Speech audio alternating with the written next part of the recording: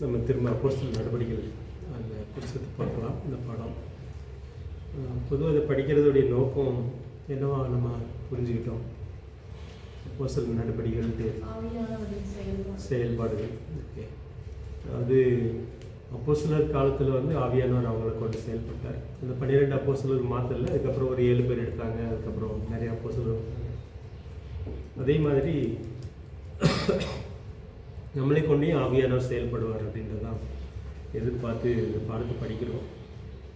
அந்த 2-3 மாதத்தில் ஜூலை ஆரம்பிச்சு நினைக்கிறேன். ஜூலை, ஆகஸ்ட், செப்டம்பர் 3 மாதத்தில் ஆவியானவர் உங்களை கொண்டு செய்த செயல்கள் ஏதாவது சொல்ல முடியுமா? 3 மாதங்களில் பாடத்தை படிக்க ஆரம்பிச்சிருந்து ஆவியானவர் என்னை கொண்டு குடும்பத்தில் இருக்கலாம், அல்லது ஊழியத்தில் இருக்கலாம், தனிப்பட்ட வாழ்க்கையில் இருக்கலாம், என்னை கொண்டு இந்த காரியத்தை ஆவியானவர் செஞ்சார். இது நான் செய்யலை, இது ஆவியானவர் தான். சொல்லுங்க. 2 வருஷமாக ஜாப் பண்ணிட்டு இருந்தேன். நான் சார்ந்திருக்கிற அந்த சபை ஒரு காலத்தில் பெரிய சபையாக கூடலூர் இருந்துச்சு. ஒரு 40 வருஷத்துக்கு முன்னால் இன்றைக்கெல்லாம் சன்டி சேசி போயிட்டாங்க. 6 தாலுக்கா நீலகிரியில் 6 தாலுக்காவையும் 6 சபைகள் உண்டாகப்படணும்னு சொல்லி ஜாப் பண்ணிட்டு இருந்தோம். அப்போ ஊட்டி பஸ் ஸ்டாண்டில் நின்றுட்டு இருந்தேன். ஒரு பிரதர் அப்படியே எனக்கு ஒரு ஊருக்கு பார்த்து அப்படியே வந்தார். பிரதர் நீங்கள் ஊழியக்காரரா அப்படின்னா? ஆமாங்க. எங்கே இருக்கீங்கன்னா கூடலூரில் இருக்கேன். நீங்கள் எங்கே பிரதர் இருக்கிறீங்க அப்படின்னு கேட்டேன். நான் கோத்தகிரியில் இருக்கேன் பிரதர். 50 பேர் போடுறாங்க. நான் இந்த சபையை சார்ந்தவன். ஆனால் சில பிரச்சனைகளான தனியாக வந்து அதே சபையினுடைய கோட்பாடுல உபதேசத்தில் நான் இருக்கிறேன் பிரதர். கோத்தகிரி அப்படின்னு இன்னொரு ஒரு ஸ்தாபனம் இருக்கியா. அப்புறம் கொஞ்ச நாளைக்கு முன்னால் ஒரு ஃபோன் வந்துச்சுங்க. ஃபோன் வந்தோன்னா பிரதர் நான் மண்வையில் புத்தூர் வயலில் இருக்கிறவங்க அந்த சர்ச்சுக்கு பக்கத்தில் இருக்கேன். சிவி சாமியில் இருந்தார் தெரியுமே. அவருடைய பேர் அமெரிக்காவில் இருக்காரு. அவருடைய நண்பர் ஹைதராபாத்தில் இருந்து சரி நீ இருக்கிற சபையிலே இருந்து என் வீட்டிலே தங்கி ஊழியம் செய்ய அப்படின்னு ஒரு தெலுங்கு பிரதரை அனுப்பி வச்சாரு. வந்து ஒரு 2 வாரம் ஆச்சு. அப்போ அவரை கூடலூரில் போட்டு 4 தாலுக்காவிலையும் இப்போ ஆண்டவர் ஜபத்தை கேட்டு பரிசுத்தாவினோட உதவியோட ஊழியக்காரங்க போட்டாங்க. இனி 3 தாலுக்காவுக்கு அந்த ஊழியக்காரர்கள் போகணும். ஓகே ஓகே, ரொம்ப நன்றி. நினச்சி பார்த்தீங்க நம்முடைய ஜபத்தின் அடிப்படையில் அந்த விஷய காரியங்கள் வேறு அது மாதிரி உங்களுக்கு ஒருத்தருமே சொல்லணும்னு நம்ம எதிர்பார்த்தோம். நம்ம சாட்சியிலேருந்து ஆரம்பிச்சிடலாம். ஏன்னா நம்ம பாடம் தியரியாக மட்டும் இருக்காமல் கொஞ்சம் ப்ராக்டிக்கலாக இருக்கலாம். பிரைடன் உண்ணா 15 ஏக்கர்னு வந்துட்டான். உடனே இங்கே கீழே மரத்துலேருந்து இல்லை மாடி பால்கனிலேருந்து வந்துட்டான். ஃபர்ஸ்ட் ஃப்ளோர் பால்கனிலேருந்து வந்துட்டான். அப்போ நாங்கள் வெளியே இருந்தோம். அப்போ மயக்கம் மட்டும் வந்துட்டான். அப்புறம் வந்து எல்லாம் ஹாஸ்பிட்டல் கூட்டிகிட்டு போய் இங்கெல்லாம் 2 ஆச்சு, எல்லாம் உடஞ்சி இங்கெல்லாம் ஸ்கேன் 2 ஸ்கேன் எடுக்கணும். ஃபஸ்ட்டு ஸ்கேன் எடுத்தாங்க. அப்புறம் இன்னொரு ஸ்கேன் எடுத்தப்போ எலும்பு கிராக்குன்ட்டாங்க. இங்கே கிராக்கு, இதில் எல்லாம் கிராக் இருக்குது அப்படின்னு. ஆப்ரேஷன் முன்னாடி 6 மணி நேரத்தில் பண்ணுவாங்க. அது கரெக்டாக ஆர்த்தோ இருந்தார். ஆனால் ஆப்ரேஷன் பண்ணும்போது கீவோல் சர்ஜரி பண்ணும்போது 8 ஓட்டை பண்ணுவாங்க. இங்கே 4 இங்கே 4. ஆனால் ஆப்ரேஷனுக்குள்ளே தேட்டரில் போய் வந்து ப்ரேயர் பண்ணி தான் நான் வந்து சரி ஓகே உயிருக்கு ஆபத்தில் தலையில் அடிபடல, வேறு எங்கேயுமே அடிபடல, ரத்தமே வெளியே வரல சரின்னு சொல்லி. ஆனால் ஆப்ரேஷன் பண்ணும்போது அங்கே வந்து ஒன்று தான். ஏன்னா எலும்பு கிராக் இல்லை, அவனுக்கு வந்து டிஸ்லோகேட் ஆன மாதிரி தான் ஆகிருக்கு. ஆனால் ஸ்கேனில் வந்து கிராக் ஆகிடுச்சு. அப்புறம் அந்த மிஷினில் எடுத்த ஃபோட்டோ எல்லாம் பண்ணி காமிச்சாரு. அப்போ அங்கே கிராக் இல்லாமல் ஒரே ஒரு கிளிப் மட்டும் போட்டு மைனர் ஆப்ரேஷன் மாதிரி பண்ணி பண்ணிட்டாங்க. ஆனால் அதுக்கு முன்னாடி வர கிராக் இருந்துச்சு கையில், அந்த ரிப்போர்ட்டும் இருக்குது. அந்த நிமிஷத்தில் ப்ரேயர் பண்ணிவிட்டு நிஷாந்த் ப்ரேயர் பண்ணால் அப்புறம் அந்த கிராக்லாம் போச்சு. அது ஒரு பெரிய மிராக்கிள். அது எல்லா ஹஸ்பண்டும் நடந்தது. இப்போ அவன் நல்ல ஆக்டிவாக இருக்கான். ஒன்றும் பிரச்சனையும் எல்லாம் 3ஆவது நாள் தான் எல்லாம் பண்ண போயிட்டான். நான் கேட்டேன் அவன்கிட்ட, அவ்வளோ ஹைட்ல இருந்து விழுந்து முகத்துல கையில எங்கேயுமே ஒரு கீரல் கூட உனக்கு விழலையே, எப்படி நீ கீழே வந்து லேண்ட் ஆன? முகத்துல எல்லாம் ஒன்று விழுந்திருந்தா ஒன்று பின்னால சாஞ்சிருப்போம், இல்லை முன்னால சாஞ்சிருப்போம். அவ்வளோ அளவுக்கு நிதானமா இருக்க முடியாது. அவன் கேட்டப்போ அவன் சொல்றான், ஒரு பிளாங்கெட் மாதிரி பிளாங்கெட்ல போய் பஞ்சில படுத்த மாதிரி இருந்துச்சு அப்படின்னு சொல்லி சொன்னான். வயிற்றுல இருந்து தலை வர எனக்கு சுகமா இருந்துச்சு, நான் படுத்துக்கிட்டேன் அப்படிங்கிறான். ஆனா அவன் விழுந்தது ஒரு இடம், லேண்ட் ஆனது வேற இடம். அப்படி வித்தியாசம். கரெக்டாக சரி கவாத்து காடு இங்கே காம்பவுண்டில் விழுந்தா பயங்கரமாக அடிக்கும். இதை விட 5 அடி ஹைட்டு அதிகம். அது கரெக்டாக அந்த 1 2 அடி கேப்பில் தான் வந்துருக்காங்க. கரெக்டாக சரி படுத்த கண்ணில் எல்லாம் ஏறி கவாத்த கரெக்டாக அது கரெக்டாக அளந்து வச்சு விழுந்த மாதிரி. ஆனால் அவன் கை வச்ச இடமும் கவாத்தும் ஒரு அரடி தான் கேட்பேன். எப்படி முகம் அதில் பண்ணான்னு தெரியல. அந்த மாதிரி ஆண்டவர் அவ்வளோ அற்புதமாக அவங்க காப்பாற்றிட்டு. வேற அதே மாதிரி நேற்றுக்கு இந்த வெள்ளிக்கிழமை ஐயா என் கூட வேலை செஞ்சுட்டு இருந்தாங்க. ஆர்சிக்காரங்க தான். அவங்களுக்கு எப்போ ஆண்டவர் பற்றி நான் சொல்லுவேன். அப்போ நேற்றுக்கு அவங்களுக்கு ஒரு இடுப்பு வலி, கைகால் வலி திடீர்னு. அப்போ பத்தேரியிலாம் போய் ட்ரீட்மெண்ட் எடுத்துருக்குறாங்க. அங்கே ஒன்றும் சொல்லலை, மருந்து மட்டும் சாப்பிடுங்க அப்படின்னு சொல்லிட்டாங்க. நேற்று ஊட்டி ஆஸ்பத்திரிக்கு போயிருக்கிறாங்க. அப்போ போகும்போது நான் ஏதாச்சும் ஒரு ஃபோன் பண்ணி இருக்கிறீங்க எப்படி இருக்கிறீங்க. அப்போ அவங்க ஃபோனில் சொன்னாங்க நான் ஹாஸ்பிட்டலில் வந்துருக்கிறேன் ஸ்கேன் பண்ணுறதுக்கு அப்படின்னு. சரி இந்த நேரத்தில் உங்களுக்கு ஒரு ஜபம் பண்ணட்டா அப்படின்னு. எனக்கு ரொம்ப பயமாக இருக்குது. சரி ஜபம் பண்ணிட்டா அப்படின்னு ஜபம் பண்ண சொன்னாங்க. நான் ஜபம் பண்ணி முடிச்சுட்டு இப்போ உங்களுக்கு முன்னாடி ஆண்டு நம்ம தேவதூருக்கு அனுப்பியிருப்பாரு. என்னோட காரியங்கள்லாம் நன்மையாக முடியும், நீ ஸ்கேன் பண்ணி ரிப்போர்ட் வாங்குறது எனக்கு கூப்பிடுறது. அவன் மறந்துட்டார்.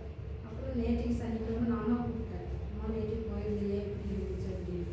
அக்கா உங்களுக்கு எவ்வளோ தேங்க் பண்ணணும்னு தெரியாதுக்கா. நீங்கள் ப்ரேயர் பண்ணி நான் அனுப்புனீங்க. ஆனால் பத்தேரியில் என்னை ரொம்ப பயப்படுத்திட்டாங்க. அதனால நான் பத்தேரிக்கு போகல. இங்கே வந்து நான் ஸ்கேன் பண்ணி பார்த்தபோது எனக்கு எந்த ஒரு பிரச்சனையும் இல்லை. சுகர் இருந்துச்சு, அந்த சுகர் கூட இல்லாமல் ஆயிடுச்சுக்கா அப்படி நான் சொல்லிட்டு தான் ஆண்டவனுடைய வழிநடத்துது ஆர்சியா? ஆர்சி. அப்புறம் அதே மாதிரி இன்னொரு பொண்ணு அவங்க எங்கள் கூட வேலை செஞ்சுருந்தாங்க. பக்தி வைராகி இருந்தல.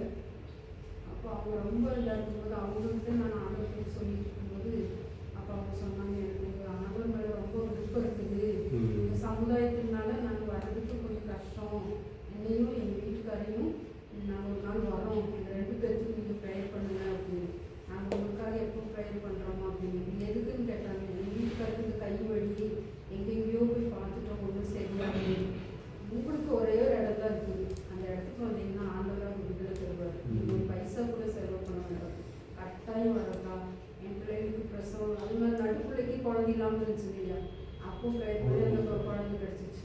இப்போ கடைசி பொண்ணுக்கு அந்த மாதிரி ப்ரேயர் பண்ண சொன்னாங்க. இப்போ அந்த பொண்ணு கன்சீவ் ஆகிருக்கு, டெலிவரி ஆகிட்டாங்க. இப்போ இதெல்லாம் உங்கள் ஆண்டவர் தான் செஞ்சுருக்குறேன், நான் போய் சொல்லலை அப்படின்னு சொல்லிட்டு டீ எல்லாம் வாங்கி கொடுத்துட்டு இருக்கிறப்ப அவங்க சாட்சியை சொன்னாங்க. இல்லை நாங்கள் வந்தாரோம் போன வாரம் சூப்பர் நேச்சுரல் மிராக்கிள். ஆனால் அது எவ்வளோ பேர் நம்ப முடியும்னு தெரியல. ஆனால் புக் ஆஃப் ஃபேக்ட்ஸ் வந்து அப்போஸ்தலர் நடவடிக்கைகள் நம்ம தியானம் முடிக்கும்போதே ஒரு பவர் நமக்கு. நான் ரொம்ப ஃபீல் பண்ணேன் கொரோனா டைமில் ரொம்ப நிறைய. ஆனால் அப்படி பார்க்கும்போது இந்த புக் ஆஃப் ஃபேக்ட்ஸ் வந்து நம்மளை வந்து வேறு மாதிரி கொண்டு போகும். அதனால இந்த தியானமே ரொம்ப பிடிக்கும். இதுக்கு முன்னாடியே சூப்பர் நேச்சுரல் மிராக்கிள் நடந்திருக்கு நிறையா தடவை. ஒரு 5-6 வருஷம் முன்னாடி நாங்கள் ஃபீல் பண்ணியிருக்கோம். இயற்கையிலே மாற்றம். இப்போ இந்த தேவாலயம் ஒரு சர்ச்சில் ரொம்ப மழை, இறங்க முடியாத மழை. எல்லாரும் தெரிஞ்சு வந்து நாங்கள் எல்லாம் காரை காட்டுறோம். ஏற்கனவே கோயம்புத்தூர் ஒரு கல்யாணத்தில் வந்து அவங்க பயங்கர மழை. ப்ரேயர் பண்ணாத நிற்கும், ப்ரேயர் பண்ண. ஏன்னா நாங்கள் ராஜ்யத்தின் புத்திரனா நம்ம வெளிப்படுறது தான் எச்சு ஆண்டவர் மரணத்தோட எச்சு வீட்டோட எச்சு தெரிஞ்சதுனால ப்ரேயர் பண்ணோம். அப்போ எல்லாம் சிரித்தாங்க அங்கே. ஆனால் அடுத்த 5 நிமிஷத்துக்கு மேலே அப்படி மழை இருந்த அறிகுறியே இல்லை. அது அப்படியே நாங்கள் அதை மறந்துட்டோம். அப்புறம் பஸ்ஸில் வரும்போது தான் நம்ம யோசிச்சு மழை பெய்ஞ்சா அப்புறம் மழை அதே மாதிரி தேவாலயில் போய் எங்களால் பந்தலூரில் இறங்க முடியல. மரணம் தேவாலயில் பந்தல் அடக்கம் இறங்கும். அப்போ அவருக்கும் நீ ப்ரேயர் பண்ணேன் நமக்கு முடியல பாருங்க. நம்ம ஜஸ்ட்டு கமாண்ட் 1 லைன் தான் கமாண்ட் பண்ணி பண்ணோம். டக்கு அப்போவே ஒரு ரிசல்ட் வந்துச்சு. அது பையன் என்னன்னா என்னமா ஆகுது நமக்கு இல்லைனா நாங்களும் போகிறது. அப்போவே எங்களுக்கு ரொம்ப அப்படியே ட்ரை ஆச்சு. உடனே டீ சாப்பிட உள்ள போயிட்டேன். இறங்க முடியாது. வந்து பார்க்குறேன் அவ்வளோ வெயில் மழையே இல்லை. அப்போவே அவங்க எல்லாம் என்னது இப்படி மாதிரி செய்யணும். அங்கே அப்படி ஆகாது இந்த சீசனில் தேவாலயம். அப்போ நாங்கள் வந்து சரி 6 மணி 7 மணிக்கு மேலே தான் அந்த ரைடு. அவங்களுக்கும் ரொம்ப சஃபராகிடும். எப்படி மழை பெய்யுது அந்த மாதிரி ஒரு 10 நாள் ரொம்ப முன்னாடி. அதனால் இது சூப்பர் நேச்சுரல் மிராக்கிள் அப்படின்றது வந்து இந்த புக் ஆஃப் ஃபேக்ட்ஸ் வந்து நமக்குள்ள ஒரு கனெக்ட் ஆகும். ஆரியானோட உள்ள இருக்கிறாங்க. அது வந்து பயங்கரமாக செய்யும். இது வந்து 2வது செயல். இந்த சூப்பர் நேச்சுரலில் நமக்கு பண்ணக்கூடிய எங்களுக்கு அனுபவம் 2வது அனுபவம் இந்த ஒரு 3-4 மாதத்தில். எங்களுக்கு வழிகள் கற்று பிரியமாக நசல் இருக்கு. அவனுடைய சத்துருக்கு நம்ம அவனோட கூட சமாதானம் பண்ணி செய்கிறார். ஐயா வீட்டுக்கு வந்து பக்கத்து வீடு பெரிய வடிகாசு கீழே பார்த்துட்டு மேலே வீடு இருக்கு. ஒரே குடும்பம் அந்த பன்னெண்டு குடும்பம் ஒன்று சேர்ந்தது. பக்கத்தில் இருக்க பொண்ணு லேடி என்ன பண்ணிட்டாங்க, மற்றவங்களுக்கு தெரியாமல் அவங்க பேரில் உள்ள கையெழுத்து இந்த அம்மாவே போட்டியா போலீஸ் ஸ்டேஷனில் போய் எனக்கு போய் கம்ப்ளைண்ட் பண்ணிச்சு. மதம் மாத்திரா எங்களுக்கு சத்தமாக பாட்டு பாடுறா அப்படின்னு. போலீஸில் கேஸ் கொடுத்துச்சு. ஒரு வாரம் கூட அங்கே இருக்க முடியல. அது 7 வருஷமாக அந்த வீட்டை காலி பண்ணிட்டு வெளியூர் போக முடியாது போச்சு. வந்து இப்போ 1 மாதம் ஆச்சு. அந்த பேரனை கூப்பிட்டுருக்கியா, அவங்க மக என் பையன் பேரனை நீங்களே பார்த்துக்கணும். கிறிஸ்தவ ஏசாமி பற்றி சொல்லி கொடுக்குறீங்களோ சொல்லிக் கொடுங்க. என் மகனுக்கு ஏசாமி பற்றி சொல்லிக் கொடுக்குறீங்களா சொல்லிக் கொடுங்க. பிடிச்சி கெட்டு இதாகி போய் சமாதானம் இல்லாமல் நாங்கள் இருக்கலாம். அதனால இப்போ பேரை நீங்கள் பொறுப்படுத்துங்க. அவனுக்கு நல்ல காரியங்களை பையனுக்கு சொல்லிக் கொடுங்க அப்படின்னா நாங்கள் எதுவும் தெரிவிக்கல. போலீஸ் ஸ்டேஷன் போயிட்டு தான் கூட நான் சாதாரணமாக தந்தேன். எதுவுமே தெரியாத மாதிரி இருந்தேன். பார்த்து பேசுவேன், சிரிப்பேன்.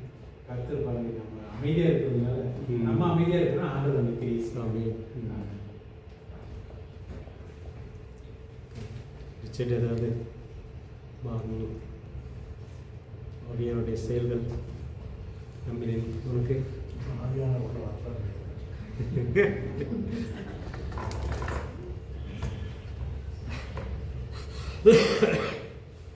காணி சொல்லும்போது இந்த அப்போஸ்தலர் நடவடிக்கை புஸ்தகத்தை படிக்கும்போது ஒரு கனெக்ட் ஆகுது அப்படின்னாப்புல கனெக்ஷன் எங்கே ஆகுது அப்படின்னா விசுவாசம் தான் மெயினாக. நமக்கு அந்த தேவனுடைய வார்த்தையை கேட்க கேட்க நமக்குள்ள இந்த விசுவாசம் வரும். இந்த விசுவாசம் தான் வந்து இயற்கைக்கு அப்பாற்பட்ட காரியங்கள் வந்து பார்க்க வைக்குது, செய்ய வைக்குது, செயல்பட வைக்குது அப்படின்னு சொல்லி பார்க்குறோம். பொதுவாக நமக்கு நம்ம இயற்கையிலேயே சேர்ந்து வாழ்ந்ததுனால, இயற்கையாக பறக்கிறோம், இயற்கையாக வளர்கிறோம், இயற்கையாக வாழ்கிறதுனால வந்து இது நமக்கு ரொம்ப ரேராக தெரியும். சில நேரத்தில் சொல்கிறது வித்தியாசமாகவும் இருக்கும். இவங்களுக்குமே அப்படி தான் இருந்துச்சு. இப்போ இந்த 12 அப்போஸ்தலருக்குமே யூதாஸ் தவிர மற்ற 11 பேர் அதுக்கப்புறம் 2 பேர் எடுக்கிறாங்க. அவங்களுக்குமே கூட வந்து இதெல்லாம் இயேசு செஞ்சதெல்லாம் வந்து அவர் ஆண்டோடைய மகன் அதனால் செய்கிறாரு, நம்மளாலலாம் செய்ய முடியாதுன்ற மாதிரி தான் அவங்களுக்கும் இருந்தது. ஆனால் அந்த ஆவியானவர் வந்து செயல்படும் போது தான் அவங்களுக்குள்ளேயே அதை பார்க்க ஆரம்பித்தாங்க. இது எதை குறிக்குது அப்படின்னா, இயற்கை உலகம் ஒன்று இருக்குது, கண்ணுக்கு தெரிகிற உலகம், கண்ணுக்கு தெரியாத ஒரு உலகமும் இருக்குது. கண்ணுக்கு தெரியாத உலகத்தை வந்து நம்ம 2ஆக பிரித்து பார்க்குறோம். ஒன்று வந்து தீய உலகம், இன்னொன்று வந்து நாண்டோடைய உலகம் அப்படின்னு சொல்லி 2ஆக பிரித்து பார்க்குறோம். பொதுவாக வந்து இந்த விசுவாசம் வந்து எதில் கனெக்ட் பண்ணுது அப்படின்னா, நமக்கு கண்ணுக்கு தெரியாத ஆண்டுடைய உலகத்தோடு நம்ம சேர்ந்து செயல்பட ஆரம்பிக்கிறோம். ஆவியானவர் வந்து கண்ணுக்கு தெரியாதவர் தான், ஆனால் நமக்குள்ளேயும் ஆவி இருக்குது. அந்த நம்மளுடைய ஆவியில் அந்த ஆவியானவர் வந்து செயல்படும் போது கண்ணுக்கு தெரியாத அநேக காரியங்கள் வந்து செயல்படுதுன்னு சொல்லி பார்க்குறோம். இதை தான் நம்ம விசுவாசம் சொல்லி பார்க்குறோம். கண்ணுக்கு தெரிஞ்சிச்சு அப்படின்னா நம்ம வந்து விசுவாசிக்க வேண்டாம். விசுவாசத்துக்கும் விசுவாசமின்மைக்கும், அதாவது விசுவாசத்துக்கு ஆப்போசிட்டாக வந்து பல காரியங்கள் வருது. அவிசுவாசன்றது கூட இங்கே வராது. இப்போ நமக்கு கண்ணுக்கு தெரிஞ்சிச்சு அப்படின்னா நம்ம வந்து அதை விசுவாசிக்க வேண்டாம். இப்போ நம்ம கண்ணுக்கு தெரியலை அப்படிங்கும்போது நமக்கு அந்த விசுவாசன்றது வந்து தேவைப்படுது சொல்லி பார்க்குறோம். நம்ம ஒரு காரியத்தை பார்க்குறோம், இல்லை ஒன்று நம்புகிறோம், எனக்கு இது கிடைக்கும் அப்படின்னு சொல்லி நம்புகிறோம், அது கிடச்சிச்சு அப்படின்னா திரும்ப அதை நம்ப வேண்டியது அவசியம் இல்லை. ஆனால் நம்பிக்கைன்றது வந்து எங்கே வேணும் அப்படின்னா, எங்கே நமக்கு கண்ணுக்கு தெரியலையோ அதை நம்ம நம்பணுன்றோம். கண்ணுக்கு தெரியாத நிறையா இருக்குது. ஆனால் தேவ ராஜ்யம், வேத வசனங்கள், வேத வசனத்தை அடிப்படையில் தான் தேவராஜ்யத்தை நம்ம நம்புகிறோம். மனம் திரும்புதல் பரலோக ராஜ்யம் சமீபமாக இருக்கிறது. இந்த வசனத்துக்குள்ளே நிறைய சத்தியம் அடங்கியிருக்குன்னு சொல்லி பார்க்குறோம். ஐயா வீட்டில் ஒரு பாஸ்டர்ஸ் மீட்டிங் நடந்துச்சு. அப்போ தான் நான் திடீர்னு போய் பேச சொன்னாங்க. அப்போ இந்த காரியத்தை பேசும்போது பார்த்திங்க அப்படின்னா, இப்போ மனசு நடுவில் இருக்குது. ஒரு பக்கம் கண்ணுக்கு தெரிகிற உலகம், இன்னொரு பக்கம் கண்ணுக்கு தெரியாத உலகம். கண்ணுக்கு தெரியாத உலகம் வந்து உடம்பு மூலமாக, ஐம்புலன் மூலமாக பார்க்குறோம், கண்ணுக்கு தெரிஞ்சேன்னு சொல்லி. இந்த பக்கம் கண்ணுக்கு தெரியாத உலகம் தேவனுடைய ராஜ்யம் நமக்கு. ஸோ அதை வந்து வசனத்தின் அடிப்படையில் பார்க்குறோம். தேவ ராஜ்யத்தை வந்து நம்ம வசனத்தின் அடிப்படையில் பார்க்கும்போது இப்போ மனசு வந்து எப்பவுமே இந்த பக்கமும் தான் வச்சுக்கோங்க. உடம்பை நோக்கி அல்லது ஐம்புலன்கள் நோக்கி கண்ணுக்கு தெரிகிற உலகத்தை மட்டுமே மனசு வந்து நடிச்சிட்டு இருக்குது. அந்த மனசை வந்து நீங்கள் இந்த பக்கம் மாற்றுறீங்க. தேவ ராஜ்யத்தை நோக்கி, வசனத்தை நோக்கி, வசனத்தின் அடிப்படையில் தேவன் ராஜ்யத்தை நம்ம பார்க்க ஆரம்பிக்கிறோம். அங்கே தான் விசுவாசம் ரொம்ப முக்கியன்றோம். ஒரு வசனத்தை கேட்குறோம், அது நடக்கும் அப்படின்னு நம்ம நம்பும் போது தான் இந்த ராஜ்யத்தின் வல்லமையை வந்து நம்மளால் பார்க்க முடியும் அப்படின்றது. இப்போ வந்து மனசு இந்த பக்கம் இருக்குது, இந்த பக்கம் வசனத்தை நோக்கி தேவனுடைய ராஜ்யத்தை நோக்கி நம்ம திருப்பும்போது அந்த ராஜ்யம் நமக்கு பக்கமாக இருக்குது. ஸோ இந்த மனசு வந்து முழுக்க முழுக்க உடனே இந்த பக்கம் திருப்பிடாது.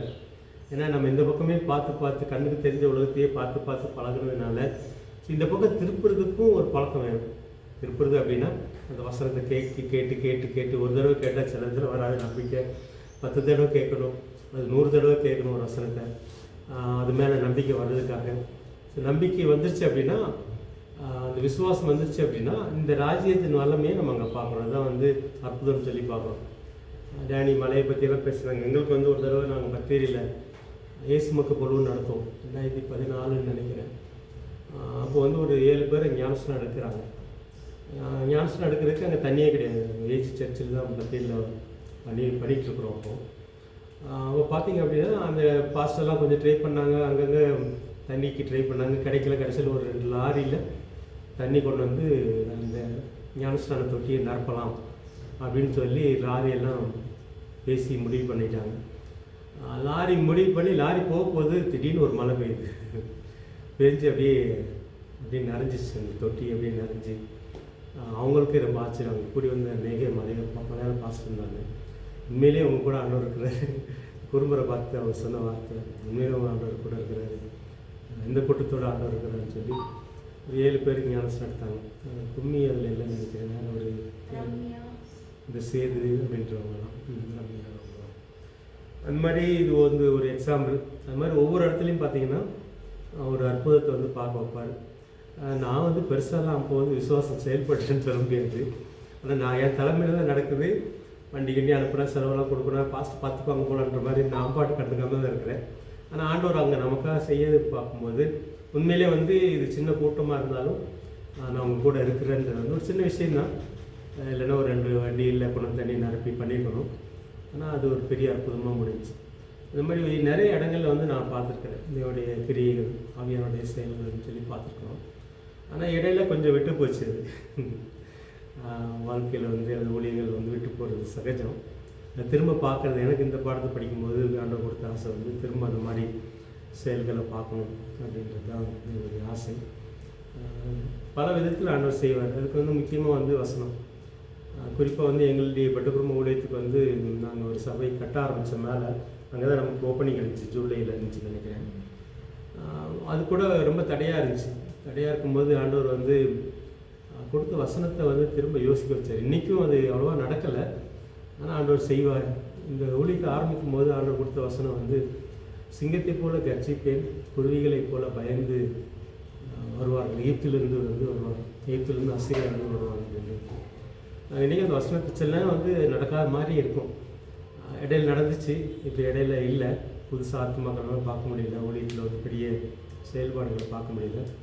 ஆனால் அந்த சோர்வுக்கு அப்புறம் இந்த ஆலயத்தை கட்டி ஜெபிக்கும் போது அன்றைக்கி நைட்டு வந்து மறந்துருந்த வசனம், இந்த மாதிரி வாக்குத்தத்த வசனங்கள்லாம் ஆண்டவர் திரும்ப நினச்சி பார்க்க வச்சார்.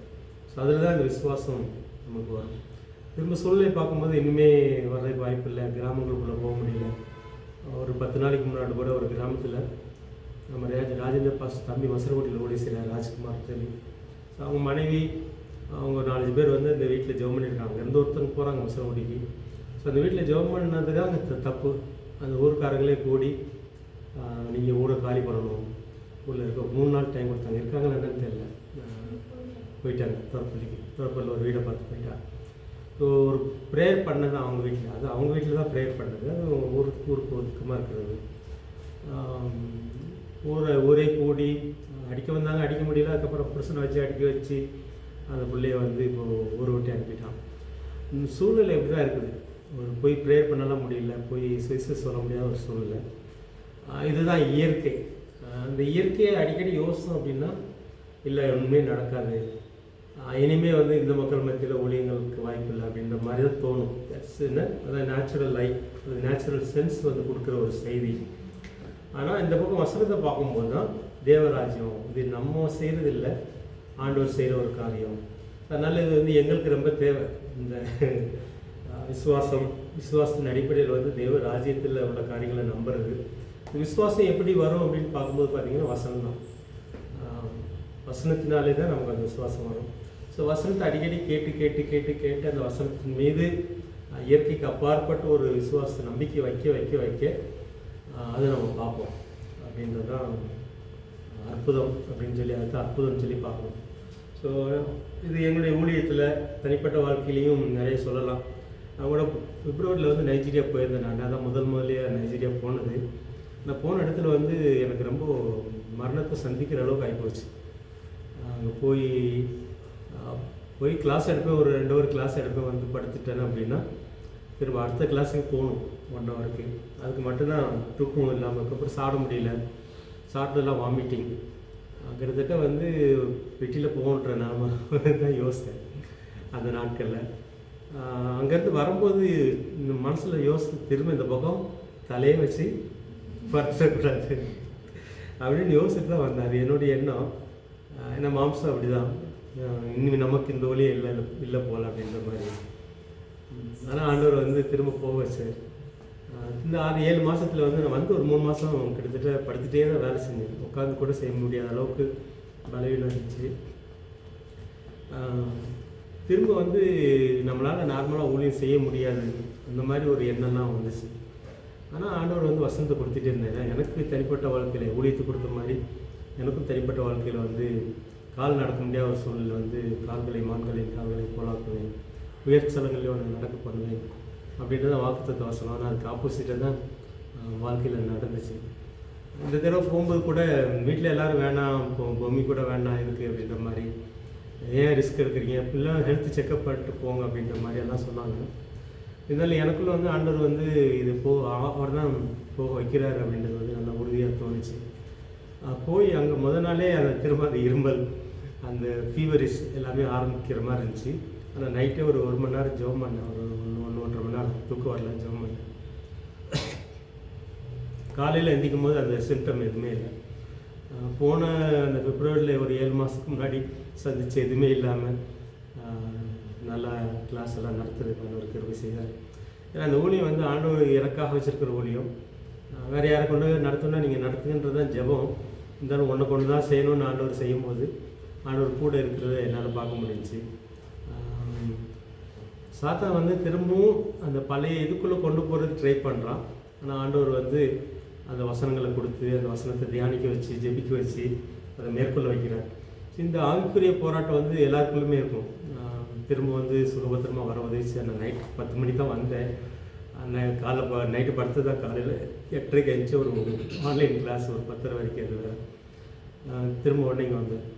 ஆண்டோடைய பலன் தான் இந்த ஆண்டவர் வந்து செஞ்சுட்டே இருக்காரு. ஒரு பக்கம் வந்து நம்ம இந்த சரீரம் வந்து இயற்கை தான், சரீரத்தில் வந்து இயற்கைகள் நிறைய போராடும். ஆனால் உள்ளே இருக்கிற ஆவிக்குள்ளே இப்போ ஆவியானவர் இருக்கிறாரு. அந்த ஆவியானவர் வந்து நம்மளை கொண்டு செய்ய நினைக்கிறார், நிறைய காரியங்களை வந்து செயல்பட விரும்புகிறாரு. அது வந்து நம்ம பலத்தினால இல்லை, அது ஆண்டோடைய பலத்தினால. அந்த ஆவியானவரே அதுக்குரிய பலனை கொடுக்குறாரு, ஆவியானவர் அதுக்குரிய ஞானத்தை கொடுக்குறாரு.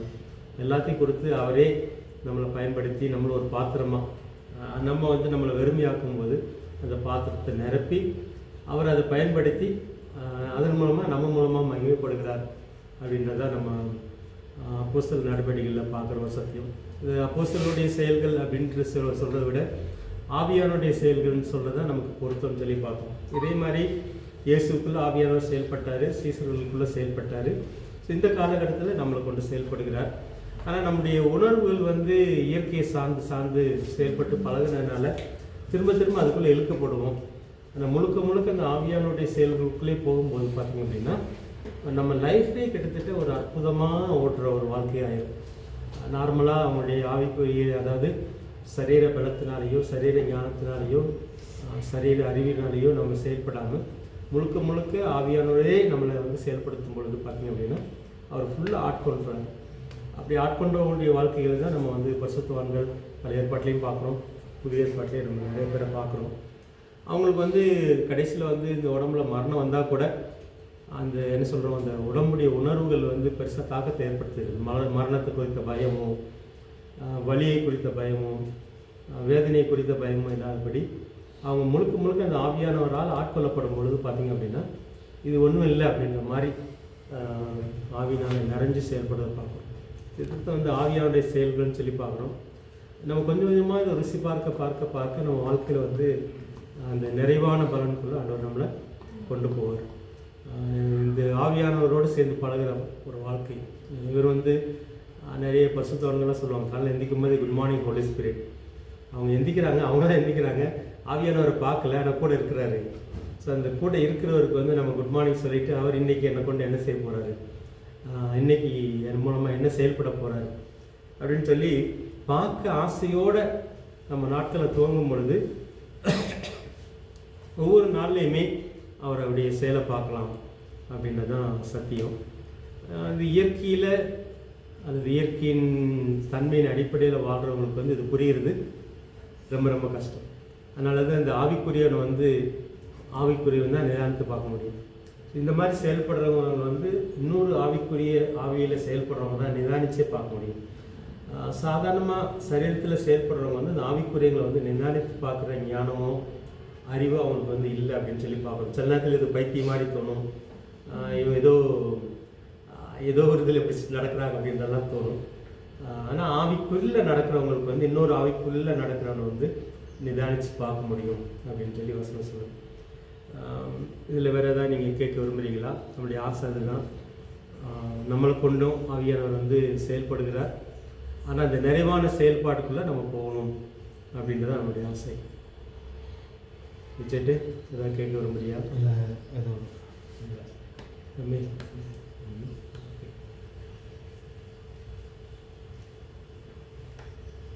இந்த 12 பேர் இருக்கிறாங்க. நம்ம இதை பார்த்து ஓகே, இயேசு உயிர்த்தெழுந்ததுக்கப்புறம் ஒரு திரும்ப ரிவைஸ் பண்ணிடலாம். இயேசு உயிர்த்தெழுந்ததுக்கப்புறம் கிட்டத்தட்ட 40 நாட்கள் வந்து அந்த 11 பேர் கூட வந்து இடைப்படுறான்னு சொல்லி பார்க்குறோம். இந்த 11 பேர் மாத்திரம் இல்லை, ஒரு 120 பேர் இருக்கிறாங்க. அதுக்கப்புறம் கிட்டத்தட்ட ஒரு 500 பேர் இயேசு பார்த்தாங்க அப்படின்லாம் சொல்லப்படுது. யாருன்னு அந்த மாதிரி தெரியல. ஆனால் இயேசுடைய சீசர்கள் கிட்டத்தட்ட இயேசு உயிரோடு போகும்போது கிட்டத்தட்ட ஒரு 500 பேர்கிட்ட ஒரு காட்சி அளித்தான்னு சொல்லி பார்க்குறோம். இந்த 40 நாள் ஊழியங்கள் வந்து முக்கியமாக இயேசு என்ன செஞ்சார்னு சொல்லி பார்த்தோம். ஞாபகம் இருக்குதா? இயேசு உயிர்த்ததுக்கப்புறம் ஒரு 40 நாள் ஊழியம் செய்கிறார். என்ன ஊழியம் செஞ்சார்? சீசர்களை ராஜ்யத்தை பற்றி சொல்லி கொடுத்தாரு அப்படின்னு தான் பார்க்குறோம். அதாவது இந்த ராஜ்யம், இந்த உயிர்த்தெழுந்த ராஜ்யம், தேவனுடைய ராஜ்யத்தை பற்றி சொல்லி கொடுத்தாரு. ஆனால் அவங்களுக்குள்ள என்ன இருந்துச்சு? அந்த இயேசுகிட்ட வந்து உயிரோட அவர் வந்து 40 நாள் கழித்து உயிர்த்தெழுந்து போகும்போது அவங்களுடைய எண்ணம் எப்படியா இருந்துச்சு? 40 நாள் ஊழியத்துக்கு அப்புறம் கூட சீசருடைய மனநிலை எப்படி இருந்துச்சு?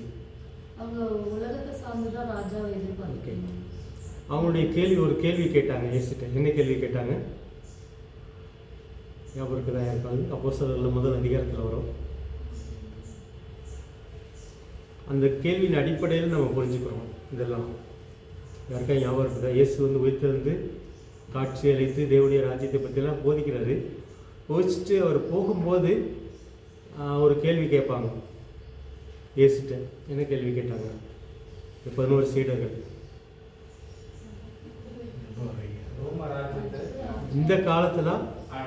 இந்த காலத்தில் வந்து ரோமர்லேருந்து இஸ்ரேல் நாட்டை வந்து நீங்கள் மீட்க போகிறீங்க.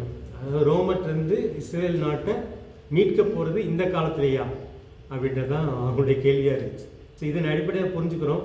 அவர் வந்து தேவ ராஜ்யத்தை பற்றி தான் பேசிகிட்டு இருக்கிறாரு.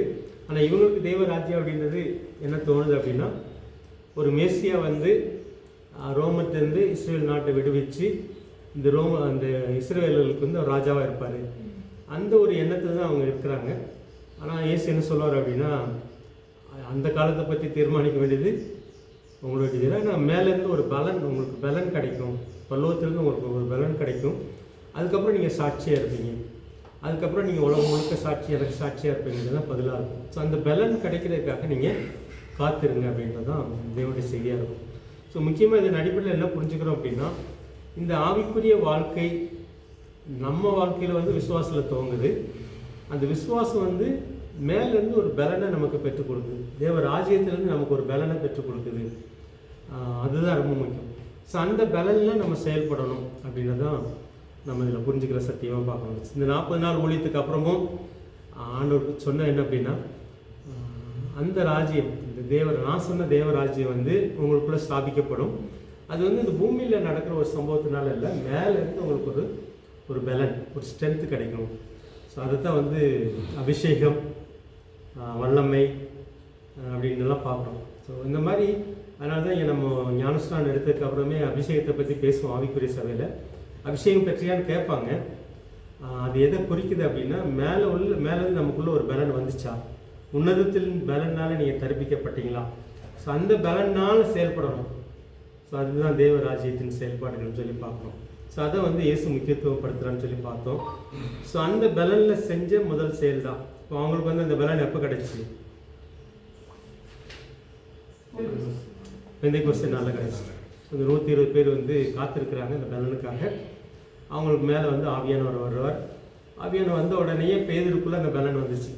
ஸோ அது வரைக்கும் இயேசுவை தெரியாதுன்னு சொன்னேன், பயந்து ஒழிஞ்சிட்டு இருந்த பேதுரு இப்போ வந்து அந்த இயேசுவை பற்றி யார் இயேசுவை கொலை செஞ்சாங்களோ அவங்ககிட்டயே தைரியமாக பேசுகிற அளவுக்கு அந்த பலன் மனசில் அந்த ஆவியில் வந்து அவருக்கு பலன் கிடச்சின்னு சொல்லி பார்க்குறோம். அந்த பிரசங்கத்தில் வந்து 3000 பேர் ரட்சிக்கப்படுறாங்க. ஸோ அப்படியே சபை உருவாகுன்னு சொல்லி பார்க்குறோம். 12 பேரில் வந்து அதனால தான் 12 பேருக்குரிய தலைவராக வந்து அப்போது பேதுரு நம்ம பார்த்தோம். அந்திரேயா, யோவான், பிலிப்பு. இப்போ பேதுரு மூலமாக இஸ்ரவேல் மக்களுக்குள்ளே வந்து இந்த 3000 பேர் ரட்சிக்கப்பட்டாங்க. இந்த 3000 பேருமே யார்? இஸ்ரவேல் மக்கள்னு சொல்லி பார்த்தோம். அந்த இஸ்ரவேல் மக்களுக்குள்ளே அந்த தேவராஜ்யம் வந்து விரிவடைய ஆரம்பிச்சுன்னு சொல்லி பார்க்குறோம்.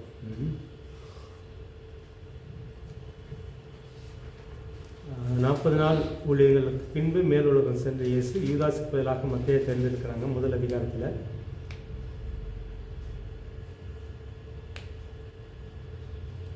இதில் வந்து 28 அதிகாரத்தோட சுருக்கம் பார்த்தோம்னு நினைக்கிறேன். மொத்தம் 7 அதிகாரம் பார்த்தோமா? நம்ம ஞாபகம் இருக்குதா? எத்தனை 7 அதிகாரம் பார்த்தோம்.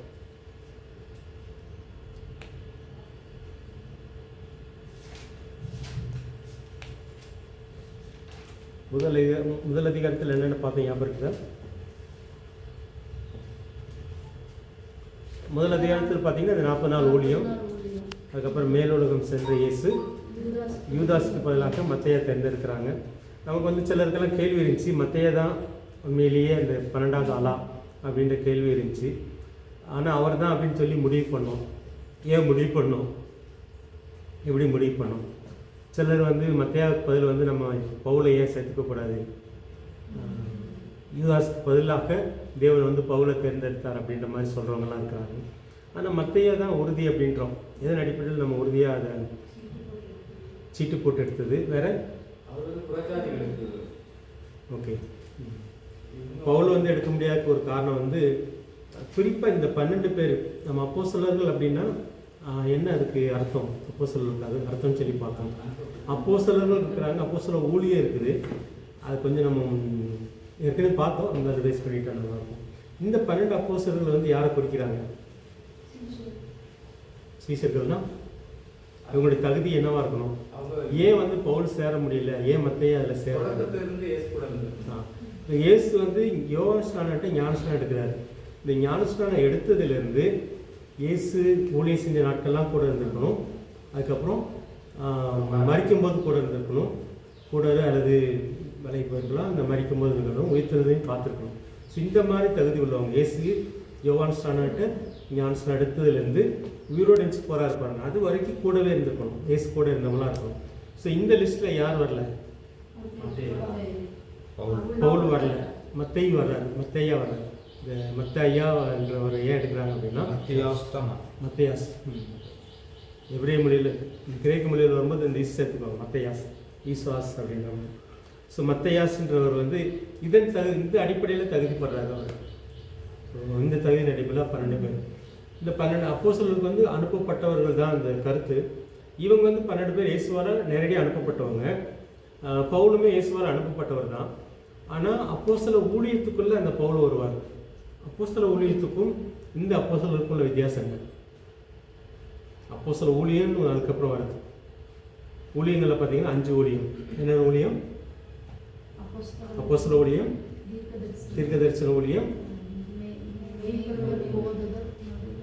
ஓகே, சுவிசேஷ ஊழியம், 3வது சுவிசேஷ ஊழியம், 4வது மேய்ப்பர், 5வது தான் போதர் ஊழியம் சொல்லி பார்த்தோம்.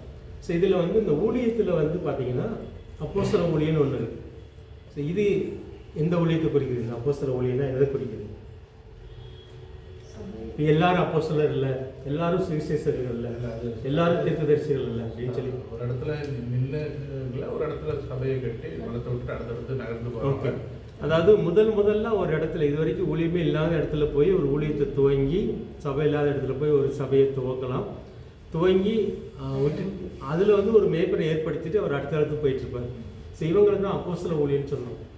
ஸோ அந்த மாதிரி செஞ்சவர் தான் பவுல் அப்படின்னு சொல்லி பார்க்கணும். இப்போ பவுலை பற்றி நம்ம இன்னும் டீப்பாக பார்க்கணும்னாக்க, இப்போ ஏற்கனவே தாவீதின் வம்சத்தில் வருவேன்னு சொன்னார். அப்போ தாவீதினோட, அதாவது அவரோட அந்த மோசமான ஒரு ரிலேஷன்ஷிப்பில் வந்த ஒரு வம்சத்தை தான், சாலமோன் வம்சத்தில் தான் இயேசு கிறிஸ்து வராது. அங்கேயும் ஒரு கிரேஸ் கொடுத்துக்கப்பட்டிருக்கு அவருக்கு. இப்போ இயேசு கிறிஸ்து வெளிப்படுறாரு. இப்போ எல்லாத்துக்குமே இயேசு கிறிஸ்து நியாயம் செஞ்சுட்டு வர்றாரு. ஆனால் யூதாயால உருவாக்கப்பட்ட முதல் ராஜாவான சவுலுக்கு வந்து ஒரு நியாயம் கிடைக்கப்படலை. மீன் அவர் ராஜாவாக்கப்படுறாரு, ஆனால் அவர் பண்ணுறாப்புல அவர். ஆனால் அது வந்து ஒரு சாமுவேல் தீர்க்கதரிசினால் அவருக்கு அடிக்கப்படுறது அந்த ராஜ்யபாரம் சவுலுக்கு.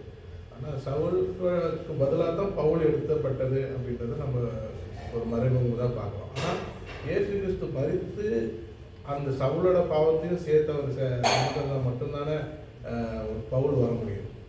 ஸோ அந்த காலத்துக்கு வேண்டிய ஒரு வேளை ஆண்டவர் மறுத்ததுக்கு அப்புறம் தான் நம்ம, ஏன்னா முன்னாடி என்கவுண்டர் பண்ணியிருக்கலாம் பவுலை. ஏன்னா பவுல் வந்து ஏற்கனவே ரொம்ப முருகத்தனமாக இவருக்கு எதிராக செயல்பட்டவர் தான் அவர்.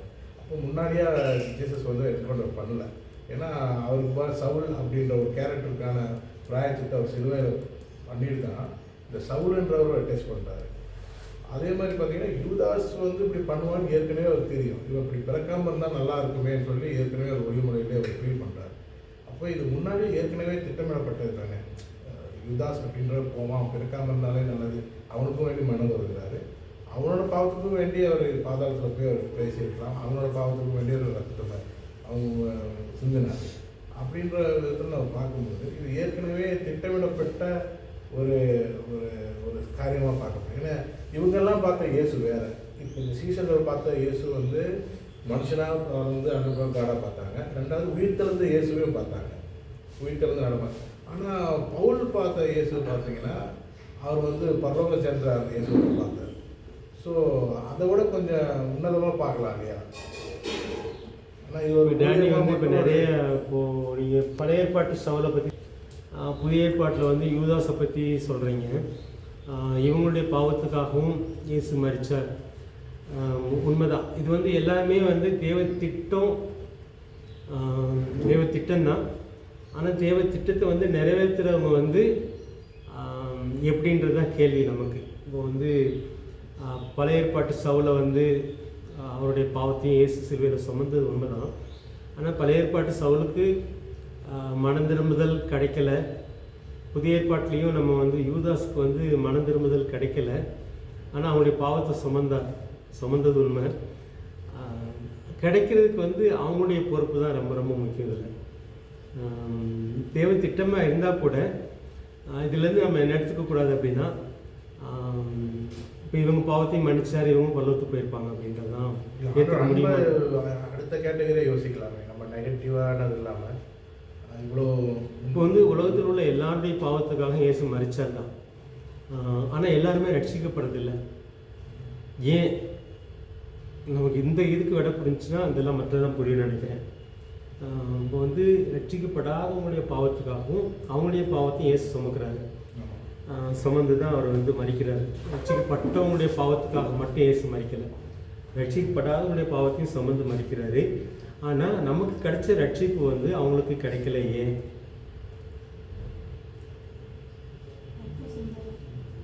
வாய்ப்பு கிடைக்கல, அவங்களுக்கு வாய்ப்பு கிடைக்கல. முக்கியமாக வந்து மனம் திரும்புதல் தான் முக்கியம்.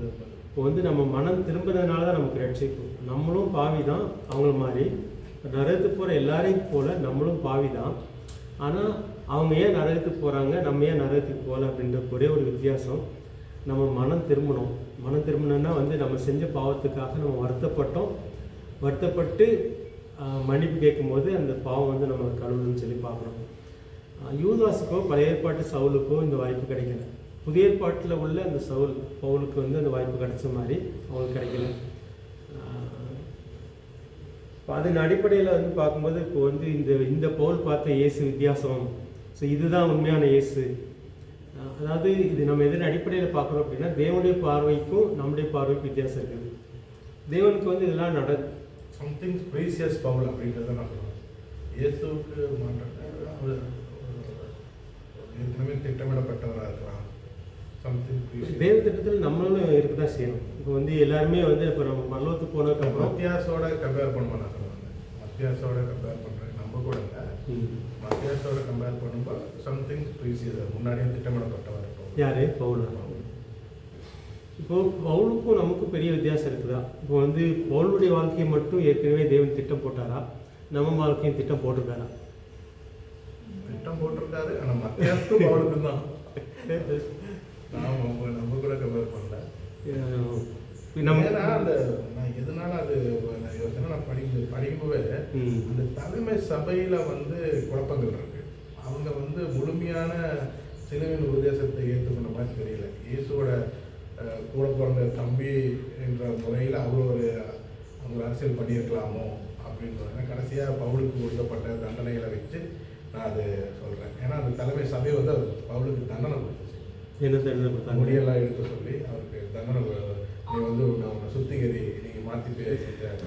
அதுவும் எனக்கு ரொம்ப தவறான புரிதல். அது வந்து அந்த சபை கொடுத்ததுல கிடையாது. தவறாக புரிஞ்சுக்கல. பவுல் வந்து எனக்கு எப்படியோ புரிய சொல்லணும், நான் அது பண்ணலானே அவனை என்னை ஊழியம் பண்ண விட மாட்டாங்க, நான் பெத்தானியா போகணும்னு சொல்லி அவர் பண்ணுறாரு. ஆக்சுவலி எனக்கு அந்த தலைமை சபையில் வந்து இப்போ நம்ம புதிய ஏற்பாட்டில் உள்ள நிறைய புஸ்தங்கள்லாம் பார்க்கும்போது இந்த குழப்பம் நமக்குள்ளே இருக்கும். அந்த புதிய ஏற்பாட்டு சபை வந்து ஆக்சுவலாக இந்த குழப்பத்திற்குள்ளே போகுதுன்னு வச்சுக்கோங்களேன். அதாவது அது வரைக்கும் ஒரு யூத மதம் தான். இயேசு வந்து ஒரு சபையெல்லாம் ஆரம்பித்து இப்படி தான் இருக்கும்லாம் அவர் சொல்லலை. இயேசுடைய உயிர்த்ததுக்கு அப்புறம் தான் சபைகள் ஆரம்பிக்கிறது. பெந்தைக்கோஸ்து சபை ஆரம்பிக்குது. இந்த சபை வந்து ஒரு யூத சமுதாயத்திலேருந்து இப்போ வந்து பிரியுது. யூத சமுதாயத்திலேருந்து பிரிஞ்சு ஆவியானவரால் நடத்தப்படுது, ஆவியானவரால் செயல்படுத்தப்படுது. அப்படி படும்போது யூத சமுதாய ப்ராக்டிஸும் சிலர் வேணும் அப்படின்னு சொல்லி பார்க்குறாங்க. அதில் தான் இந்த 12 பேர் முக்கியம்னு சொல்லி பார்க்குறோம். இந்த 12 பேருமே கிட்டத்தட்ட வந்து யூத மக்களுக்காக முதல்ல வந்து அவங்களுடைய ஊழியமே வந்து யூத மக்களுக்கு மட்டும்தான் இருந்துச்சு, யூத மக்களுக்காக தான் இருந்துச்சு. ஸோ அப்படி பார்க்கும்போது அவங்களுக்கு வந்து அவங்களுக்குள்ள குழப்பங்கள் இருந்தது. அந்த குழப்பங்களை வந்து ஆண்டவர் வந்து பேதருக்கும் தனியாக வளர்க்குனார். பேதர் வந்து யூத மதத்துக்காக தலைவராக இருந்தால் கூட பேதருக்கும் ஆண்டவர் வளர்க்கலாரு, பவுல் மூலமாக வளர்க்குறாருன்னு சொல்லி பார்க்குறோம்.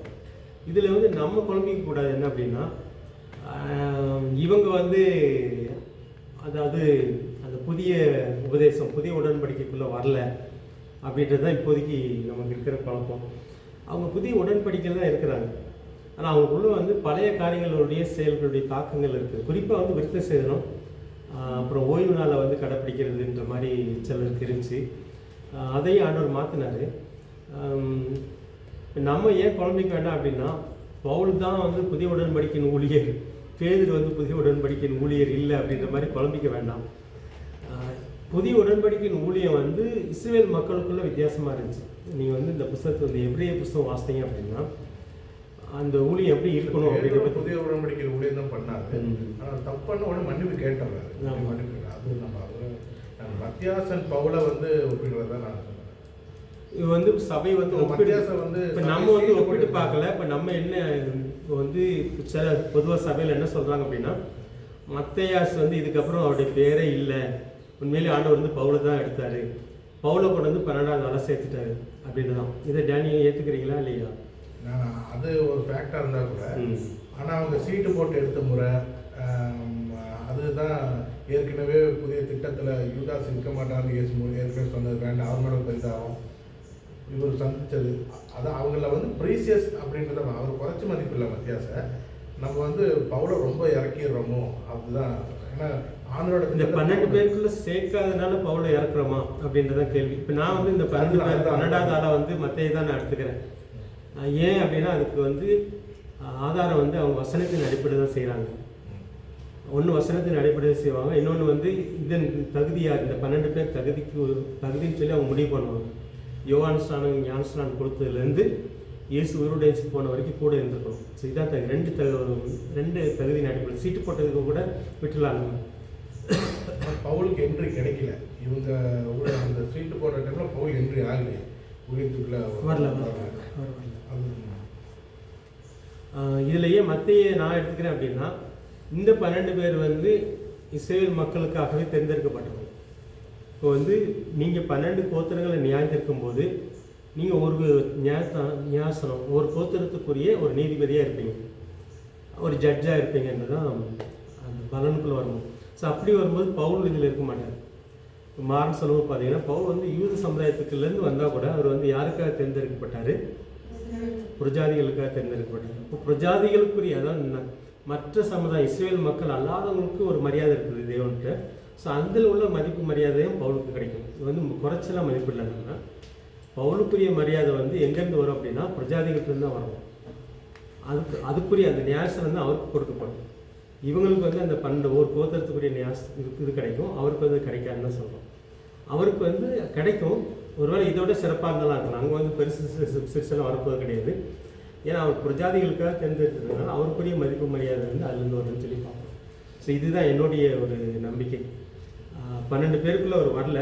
ஆனால் பவுல் வந்து தன் அப்போஸ்தலராக வந்து நிரூபிக்க முயற்சி பண்ணுவார். இதில் எங்கே பிரச்சனை வருது அப்படின்னா, பவுல் வந்து நிறைய பவுல் மூலமாக தான் சபைகள் ஆரம்பிக்கப்படுது.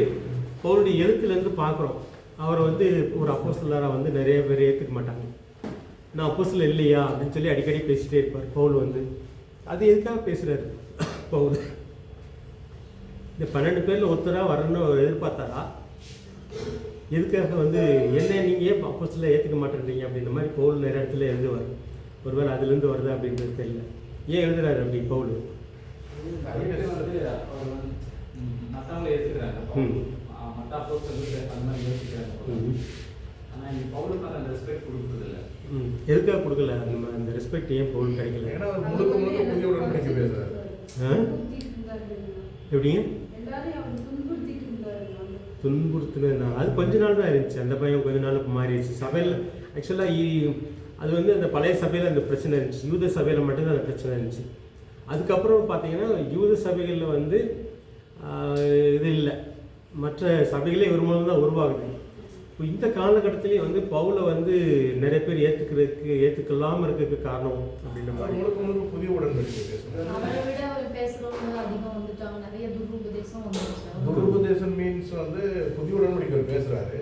தலைமை சபையிலிருந்து பின்னாடி 4 பேர்த்த அனுப்புறவங்க இல்லை நம்ம யூத சடங்குகளை பயன்படுத்தணும் அப்படின்னு சொல்லி அவங்க போற இடங்கள்லாம் அவர் ஃபர்ஸ்ட் மிஷனரி செகண்ட் இதுக்கெல்லாம் போகும்போதெல்லாம் தலைமை சபையிலிருந்து, அதாவது இவர்கள் பேருக்கெல்லாம் தெரியாத ஒரு கூட்டம் வந்து இவரை ஃபாலோ பண்ணி இவர் எங்கெல்லாம் போய் பிரசங்கம் பண்றதோ பின்னாடியே குழப்பத்தை ஏற்படுத்திட்டே ஒரு கூட்டம் வந்துட்டே இருந்தது. அது குழப்பம் மீன்ஸ் பழைய உடன்படிக்கை யூத சடங்குகளை பேசுறது. அதாவது இதில் நம்ம பார்க்க வேண்டியது என்ன அப்படின்னா, இந்த 12 பேருடைய ஊழியம் வந்து புதிய உடன்படிக்கை ஊழியம் தான் செய்கிறாங்க. ஆனால் யாருக்குள்ளே மட்டும் செய்கிறாங்க? யூதர்களுக்குள்ளே மட்டும் செய்கிறாங்க. ஆனால் பவுல் வந்து பிரஜாதிகளுக்குள்ளே போய் செய்கிறாரு. இப்போ பிரஜாதிகளில் சபைகள் ஏற்படுது. இப்போ வந்து பவுலை வந்து யூத சபைகள் ஏற்றுக்கொள்ளல, யூத சபைகள் மட்டுமே ஏற்றுக்கொள்ள. யூதயா விட்டு சமாரியா, யூதா விட்டு வெளிநாடு இஸ்ரேலை விட்டு. இப்போ சமரியா போயிட்டாலே நீங்கள் வந்து யூத கிடையாது. ஒன்று எருசலேம், யூதயா. எருசலேமும் யூதயா மட்டும்தான் இவங்க யூதர்களுடைய ஊழியம். சமாரியா போயிட்டாலே நீங்கள் வந்து பிரஜாதி தான், மிக்சிங் ஆகுது. அதுக்கப்புறம் பிரஜாதின்ற மாதிரி இருந்தது. இப்போ வந்து எந்த சபை வந்து பவுலை ஏற்றுக்கல? அதிகமாக பவுல் வந்து தன்னை ஏற்றுக்கலன்னு சொல்கிற சபைகள் எதுவாக இருந்துச்சு? கொரிந்தி சபையில் தான் சொல்கிறார். இந்த கொரிந்தி சபையில் வந்து ஏன் ஏற்றுக்கல? நம்ம இதை கொஞ்சம் டீப்பாக படித்தா தான் புரியும். இல்லை மேலோட்டாக படிக்கும்போது இந்த மாதிரி குழப்பங்கள் நமக்குள்ளே ஏற்படும். இந்த புதிய உடன்படிக்கையினால் மட்டும்தான் கொரிந்தி சபையை வந்து பவுலை ஏற்றுக்கலையா? கொரிந்தி சபையில் வந்து கொரிந்தி சபையை உருவாக்குன காரணமே பவுல் தான். கொரிந்தி சபை உருவாக்குறதே பவுல் இல்லை, எல்லாரும் இல்லை. ஏபிசி சபைகள்லாம் பார்த்தீங்கன்னா பவுலுடைய இந்த தீத்து மூலமாக உருவானது இருக்குது, பர்னபாஸ் மூலமான உருவான சபைகள் இருக்குது. ஸோ அதுக்கெல்லாம் சேர்த்து இவர் எழுதுகிறாரு. ஆனால் இந்த கொரிந்தி சபை பவுலால் தான் உருவாகுது. உருவான சபையை வந்து பவுல் ஏற்றுக்கல. இது வந்து புறஜாதி சபை தான். கொரிந்து சபை வந்து யூத சபை கிடையாது. புரியுதா? புறஜாதி மத்தியில் தான் இந்த சபை ஏற்படுது. இந்த கொரிந்து சபை வந்து ஏன் பவுல் ஏற்றுக்கல? இவரால் உருவான சபை இவரே ஏற்றுக்கல. ஏன்? ஒரு சிலர் வந்து அங்க வந்து பவுல் வந்து அப்போஸ்தலர் கிடையாது இதெல்லாம் அதுதான் பேசுறாங்க. பின்னாடி பேசி அவர் வந்து நேரடி இங்க வரும்போது பெருசா பேசுவாரு. அங்கெல்லாம் அது என்ன காரணமா இருந்துச்சு? அவங்க கொஞ்சம் கூட நல்லா பேசி இவரை விட கொஞ்சம் எக்ஸ்ட்ரா பேசி அவங்க சடங்குகளை இல்லை இது தப்பு அப்படின்றத அவங்க ஏன்னா பின்னாடியே இன்னொரு கேங் போய்கிட்டே இருக்கு. இவங்க தலைமை சபையிலேருந்து வரப்பட்ட இன்னொரு கேங். அதுதான் இது வந்து தலைமை சபையிலேருந்து போய் குழப்பமா? அதுதான் எனக்கு பெரிய கேள்வி. இப்போ தலைமை சபைன்றது வந்து யூத சபைன்னு வச்சுக்கோங்களேன். தலைமை சபை போட்டிருக்கு. சகோதரன் போனால் வேற யாருமே பேச வேண்டிய தேவை கிடையாது. ஆனால் அவங்க புதிய உடன்படிக்கை இங்கே தான் நம்ம மிஸ் அண்டர்ஸ்டாண்ட் பண்ணக்கூடாது. அப்படி பின்னாடியே போய் குழப்பின சபை வந்து தலைமை சபையா இருக்குமா? ஆக்சுவலாக வந்து ஒரு இடத்துல குழப்பம் வருது. குழப்பம் வரும்போது நம்ம தலைமை சபைகிட்ட கேட்கணுன்றது தான் தீர்மானம் அவங்களுக்கு. தலைமை சபைக்கு, அதாவது இவங்க தான் மூல சபை, இதுதான் யூத சபை தான், அவங்கள்ட்ட கேட்டு நம்ம முடிவு பண்ணலாம் அப்படின்றது தான் கேட்டு தான் லெட்டர் அனுப்புகிறாங்க. அப்படி தான் பவுலுமே கூட போகிறாரு. அங்கே போன இடத்துல தான் பவுலும் விலைக்கு பேசுகிறாரு. அவங்களுமே வந்து பெருசாலாம் குழப்பலை. தலைமை சபை ஒத்து தான் போகுது. 3 காரியங்களுக்கு மட்டும் நம்ம செஞ்சால் போதும். 1 பச்சா இருக்கக்கூடாது, சிலை வணக்கம் இருக்கக்கூடாது, ரத்தத்துக்கு விலகி இருக்கணும். ஸோ இந்த 3ஐயும் சொல்லி எழுதி அனுப்புவாங்க. மற்றதெல்லாம் வந்து நமக்கு தேவையில்லை, யூத சடங்குகள் தேவையில்லை அப்படின்னு சொல்லி தான் வெளிக்கு அனுப்புவோம். நம்ம இதில் வந்து தலைமை சபையிலேருந்து வந்து குழப்புறாங்க அப்படின்றது வந்து நம்ம கொஞ்சம் கிளியராக இருக்கணும். அதாவது தலைமை சபையில பேதுரு கூட இருந்தவங்க வந்து இந்த பரிசேயர்ல உள்ள விசுவாசிகள் நிறைய பேர். சரி. அந்த விசுவாசிகள் தான் வந்து கள்ள சகோதரர்கள் அப்படின்னு ஒரு கூட்டம் எழுந்தி வந்து. அந்த கள்ள சகோதரர் ரொம்ப முக்கியம். இந்த தலைமை சபையும் கள்ள சகோதரருக்கும் வித்தியாசம் இருக்குது. இதில் நம்ம குழம்பிட்டோம் அப்படின்னா நமக்கே ரொம்ப குழப்பம் வரும். இதில் கள்ள சகோதரர்கள் யார், தலைமை சபையிலேருந்து வரவங்க யார்? இந்த தலைமை சபையை பவுல் ஏற்றுக்கிட்டார். பவுல் வந்து தலைமை சபையை ஏற்றுக்கொள்ள அப்படின்னா இவர் வந்து புதுசாக ஒன்று உருவாக்குறாருன்னு அர்த்தம். தலைமை சபை யாரை குறிக்க அப்படின்னா பேதுரு, இந்த யாக்கோபு, இந்த தலைமை சபையுடைய பாஸ்டர் வந்து யாக்கோபு, யோவான். முக்கியமாக இந்த 3 பேர் தான் பில்லர்ஸ்ன்னு சொல்லுவாங்க. அந்த 6 யூத சபைக்கு வந்து பில்லர்ஸ் இந்த 3 பேர், பேதுரு, யாக்கோபு, யோவான். இந்த 3 பேர் ரொம்ப ரொம்ப முக்கியம். ஸோ இந்த 3 பேரும் வந்து இந்த 3 பேருக்குள்ள குழப்பம் இருந்துச்சு. புதுசாக ரட்சிக்கப்பட்டு வந்தாங்கன்னா, யூதர் எல்லாரும் ரட்சிக்கப்பட்டு வந்தாங்கன்னா அவங்களையும் வந்து விருத்த சேதனம் பண்ண வைக்கணும் அப்படின்னு ஒரு குழப்பம் இருந்துச்சு. ஆனால் ஆண்டவர் அதை விளக்குனார். பவுல் பேதுருக்கும் விளக்குனார், பவுல் மூலமாகவும் விளக்குனார்னு சொல்லி பார்க்குறோம். அதை வந்து பேதுரு ஏற்றுக்கிட்டார், சபையும் ஏற்றுக்கிடுச்சு. இல்லை நம்ம வந்து இதை அந்த சமயம் ஏற்றக்கூடாது. அது இந்த மாநாடு நடந்த நேரத்தில் தான் அவங்க அந்த ஒரு கிளியர் ஆகுறாங்க. கிட்டத்தட்ட லெட்டர்லாம் எழுதி எல்லா சபைக்கும் அனுப்புகிறாங்க. இந்த குழப்பம் வருது, இந்த குழப்பம் வந்ததுக்கப்புறம் பவுலே வந்து நம்ம போகலாம், அங்கே போய் கேட்டு நம்ம தீர்மானம் பண்ணலான்னு சொல்லி எருசலேம் வந்து தான், தலைமை சபையிலிருந்து எருசலேம் தான், எருசலேமில் வந்து தான் இதை முடிவு பண்ணுறாங்க. முடிவு பண்ணி இந்த விளக்கங்களை எல்லா சபைக்கும் அனுப்புகிறாங்க.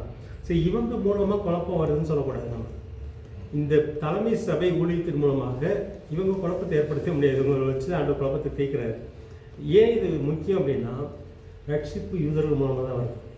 இது இயேசுவே சொல்கிறார். சமாரியா பண்ணிட்டு சொல்லும்போது பார்த்தீங்க அப்படின்னா, நீங்கள் இந்த மலையில் வணங்கணும், நாங்கள் எங்கள் மக்கள் சொல்கிறாங்க இந்த மலையில் வணங்க சொல்கிறாங்க, நீங்கள் வந்து அந்த மலை எருசலேம் மலைக்கு சொல்கிறீங்க அப்படின்னு கேட்கும்போது இயேசு வந்து இல்லை, எல்லாரும் தேவனை தொழுது கொள்கிற காலம் வருது, ஆவியோடு உண்மையோடு தொழுது கொள்வாங்க. ஆனால் ரட்சிப்பு யார் மூலமாக வருது? யூதர் மூலமாக தான். ஸோ அதனால தான் வந்து இந்த 12 பேருமே அப்போஸ்தலர்கள் வந்து அடிஸ்தலன்னு சொல்லி பார்க்குறோம்.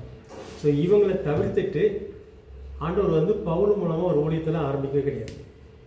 இதில் வந்து நமக்கு ஒரு தெளிவான இந்த அப்போஸ்தலர் நடவடிக்கை படிக்கும்போது தெளிவான மனநிலை நமக்கு என்ன இருக்கணும் அப்படின்னா, இந்த 12 பேரை வச்சு தான் ஆண்டவர் ஊழியத்தை துவக்கிறாரு.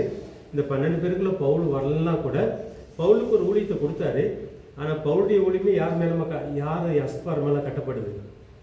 இந்த 12 பேர் மேலே தான் அஸ்திபாரம். இந்த 12 பேரை தவிர்த்து நீங்கள் அஸ்திபாரம் இயேசு மூளைக்கல். ஸோ இதில் நமக்கு ஒரு தெளிவு வரும். ஸோ இந்த 12 பேரும் இந்த ஆதி சபைகள் வந்து போய் எங்கேயுமே இந்த புதிய உடன்படிக்கை ஊழியத்தை குழப்பவே கிடையாது. முதல் 3 வருஷத்துல தான் அந்த கூட்டம் ஒரு பேதுரு மாறுறாரு, ஆண்டு வெளிப்படுத்துறாரு, பவுலும் மாறுறாரு. அப்போ இந்த முதல் மாநாட்டுக்கு பிறகு தான் இவங்க ஓரளவுக்கு இப்போ நீங்கள் சொல்ல ஸ்ட்ரக்சருக்குள்ளே வராங்க. அதுக்கு முன்னாடி அப்படி இல்லை. ஏன்னா இவங்க எந்த பேசுவாங்க ஒரு பவுலி பேதுரு எடுத்து கேட்பாங்க. அப்போ என்ன நான் என்ன சொல்லுவேன்னா, முதல் 3 மாநாட்டில் தான் இவங்க ஒரு கரெக்டான ஸ்ட்ரக்சருக்குள்ளே வர்றாங்க, அப்புறம் வெளிப்படுத்துகிறாங்க. அப்போது முதல் 10 நாளில் இயேசு கிறிஸ்து அந்த டைமில் இவங்க சீட்டு போட்டு எடுத்தது பர்ஃபெக்டாக இருக்குமா?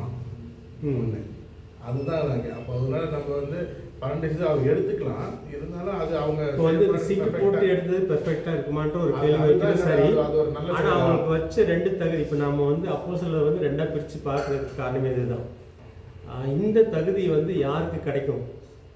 அதாவது இந்த 12 பேர் யாராக இருக்கலாம் அப்படின்னா, யோவான் ஞானஸ்தானம் யோவான்கிட்ட இயேசு ஞானஸ்தானம் எடுக்கிறார். அன்னைக்கு அவரை பார்த்துருக்கணும். அதில் இருந்து இயேசு மரித்தது, உயிரோடு எழுந்து போகிறது, இந்த 3 வருஷமும் ஒருத்தர் இயேசு கூடவே இருந்துக்கணும். அவர் தான் இந்த 12ஆவது ஆளாக இருக்கிறதுக்கு தகுதியாக வாய்ந்தவர்.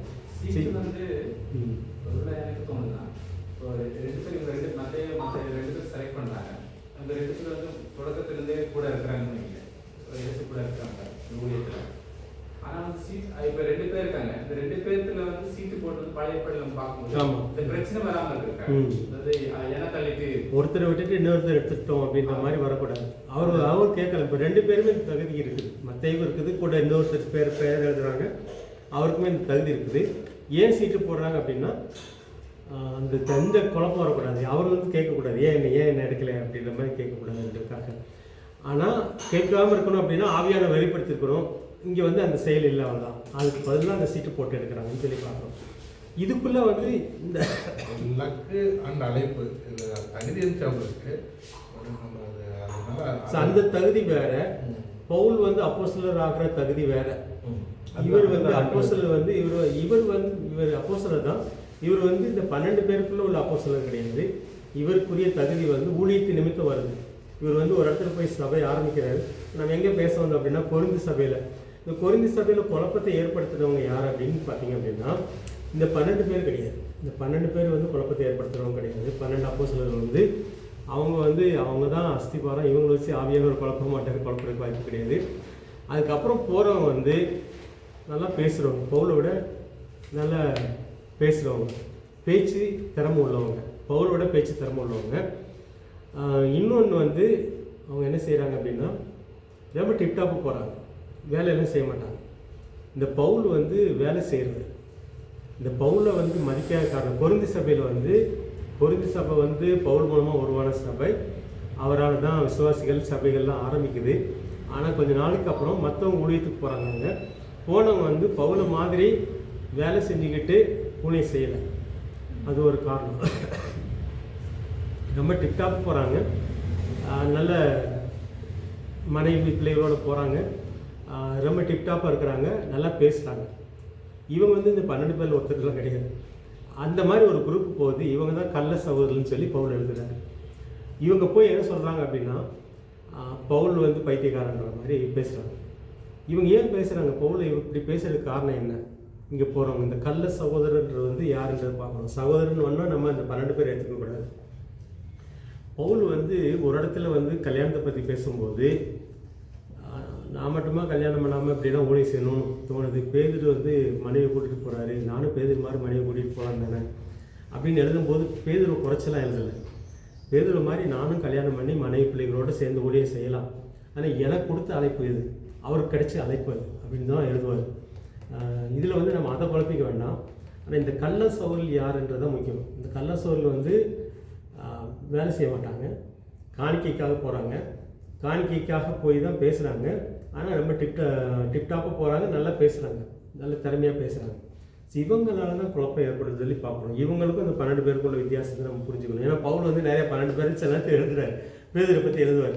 பேதுரு மாதிரி நானும் ஒரு மனைவியை ஒரு சகோதரியை கூட்டி கொண்டு செல்ல எனக்கு மட்டுமா இல்லைன்ற மாதிரி எழுதுவார். அது எதுக்காக எழுதுறாரு அப்படின்னா, இவர் ஏன் திருமணம் பண்ணாமல் ஊழியம் செய்கிறாரு, அவருடைய அழைப்பு பற்றி எழுதுறாரு, குறிப்பிடுறாரு. பேதருக்கு அந்த அழைப்பு வேறு, எனக்கு கிடைச்ச அழைப்பு வேறு அப்படின்னு சொல்லி விளக்குவார். ஆனால் இந்த கள்ள சகோதரர் யாருன்றது நம்ம புரிஞ்சுக்கிறது ரொம்ப ரொம்ப முக்கியம். அவங்க என்ன பேசுனாங்கன்றதும் புரிஞ்சுக்கணும். அது 2 பேரும் முக்கியம். அவங்க என்ன பேசுனாங்க, என்ன பேசுகிற சடங்குகளை கடைபிடிங்க, பவுல் சொல்ல தப்பு. சரி, மீண்டும் நமக்கு யூதமாக இப்போ வந்து நீங்கள் இந்த இடத்துல தான் வந்து நம்ம 12 பேர் இல்லைன்னு சொல்லி பார்க்கணும். பவுல் பேதுரு போய் இதெல்லாம் சொல்கிறதுக்கு வாய்ப்பு இல்லை. ஆனால் இவங்க வந்து சில காரியங்களை சொல்கிறாங்க. பவுல் செய்ய வேண்டாம்னு சொன்ன காரியங்களை செய்யுங்க அப்படின்றாங்க. இவங்க யாரு? என்ன செய்யலாம்னு சகோதரர்கள், ஆனா கள்ள சகோதரர்கள். கள்ள சோழில் இருந்து என்ன செய்யலாம்னு சொன்னாங்க. இதுதான் நம்ம பிரித்து பார்க்க வேண்டியது ரொம்ப விருத்த சேதனம் பண்ணணும், சரி. சரி சாப்பிடக்கூடாது, ம். நீங்க எல்லாம் மாறணும். ஓகே. விருத்த சேதனத்தை உபதேசிக்கிறாங்க. ஏன் உபதேசிக்கிறாங்கன்னு சொல்லி சொல்றாரு பவுல். இவங்க விருத்த சேதனத்தை உபதேசிக்கிறாங்க ஏன்? ஏன்னா யூதனுக்கு மட்டும்தான் கடவுள் வந்தாருன்றது அவங்களோட நம்பிக்கை. சரி, வேற அவங்க ஜாதி வேறு இருந்துச்சு, அந்த ஸ்பிரிட் தான் பார்க்குறது, புறஜாதி நம்ம Okay. யூதர் அந்த ஸ்பிரிட் இருந்துச்சு, ஜாதி ஸ்பிரிட் இருந்துச்சு. ரெண்டாவது சடங்குகளை அப்படியே விட்டு போயிடக்கூடாது, அந்த சடங்குகள் இருக்கணுன்றதுல அவங்க குறிப்பிடாங்க. Okay. இந்த சடங்கு இப்போ விருத்த சேதனத்தையும் சடங்கையும் வந்து இந்த 12 பேர் கடைப்பிடிக்க சொன்னாங்களா இந்த 12 அப்போஸ்தலர்கள்? இல்லை, ஃபர்ஸ்ட் சொன்னாங்க, 3வது வருஷம் மாறிட்டாங்க. யாக்கோபு இப்ப சொன்னாரு, இப்போ வந்து பவுல் ஊழியம் வந்து அப்புறம் ஃபர்ஸ்ட் சொன்னாங்க அப்படின்னா பவுல் வந்து பேசுறாரு, அப்புறம் பேதுரும் பேசி இந்த 12 பேருக்குள்ள குழப்பம் இருந்தது உண்மை. ஆனால் விருத்த சேதனத்தை கடைப்பிடிங்கன்ற வந்து சொல்லலை. ஏன்னா அவங்க எங்கேயுமே செய்யலை. விருத்த சேதனம் வந்து பேதுருவே கூட சபைக்கு தலைவராக இருக்கிறாரு, யாக்கோபு இருக்கிறாரு. அங்கே வந்து புதுசாக ரட்சிக்கப்பட்டவங்களுக்கு வந்து ஏன் இல்லை அப்படின்னா, சரி அவங்களுக்குள்ள ஏன் இல்லை, பேதுருக்குள்ள ஏன் இந்த உபதேசம் இல்லை, விருத்த சேதன உபதேசம் ஏன் இல்லை? அவர் ஃபர்ஸ்ட்ல கொஞ்சம் டிப்ளமேட்டிக்கான இருந்தாங்க. டிப்ளமேட்டிக்ன்றத விட நம்ம சத்தியத்தை புரிஞ்சு பேசுறது ரொம்ப அவசியம். பேதுரு யாருக்கு ஊழியம் பண்ணுறாரு? அவர் வந்து யூதர்களுக்கு ஊழியம் பண்றாரு. யூதர்களுக்கு ஊழியம் பண்ணா விருத்தசேனம் வந்து கரெக்டா விருத்தசேனம் வந்து ஏற்கனவே பண்ணியிருப்பாங்க. பிறந்த 8வது நாள் விருத்தசேனம் பண்ணியிருப்பாங்க. அவங்களுக்கு வந்து விருத்தசேனத்தை போதிக்கணும்னு அவசியமே கிடையாது. அவங்க எப்படி வர்றாங்க? விருத்த சேதனத்தோடு வர்றாங்க. 8வது நாள் பிறந்த 8வது நாள் பண்ணியிருப்பாங்க. இப்போ ஒருத்தர் புதுசாக ரட்சிக்க போகிறான். இப்போ வந்து 3000 பேர் ரட்சிக்கப்பட்டாங்க. 3000 பேரும் யூதர்கள். அவங்க விருத்தசேனம் பண்ணிட்டு வந்தாங்களா பண்ணாமல் இருந்தாங்களா? 8வது நாளே பண்ணியிருப்பாங்க. இதே மாதிரி நீங்கள் ஒரு வாலிபராக ரட்சிக்கப்படுறாங்க. ரட்சிப்பன்றது வாலிப வயசுக்குள்ள தான் வருதுன்னு வைங்களேன். அவங்க எல்லாருமே பேதுரு மூலமாக யார் யூதர்கள் ரட்சிக்கப்பட்டாங்க, எந்த யூதர் ரட்சிக்கப்பட்டாலும் அவங்க என்ன பண்ணியிருப்பாங்க?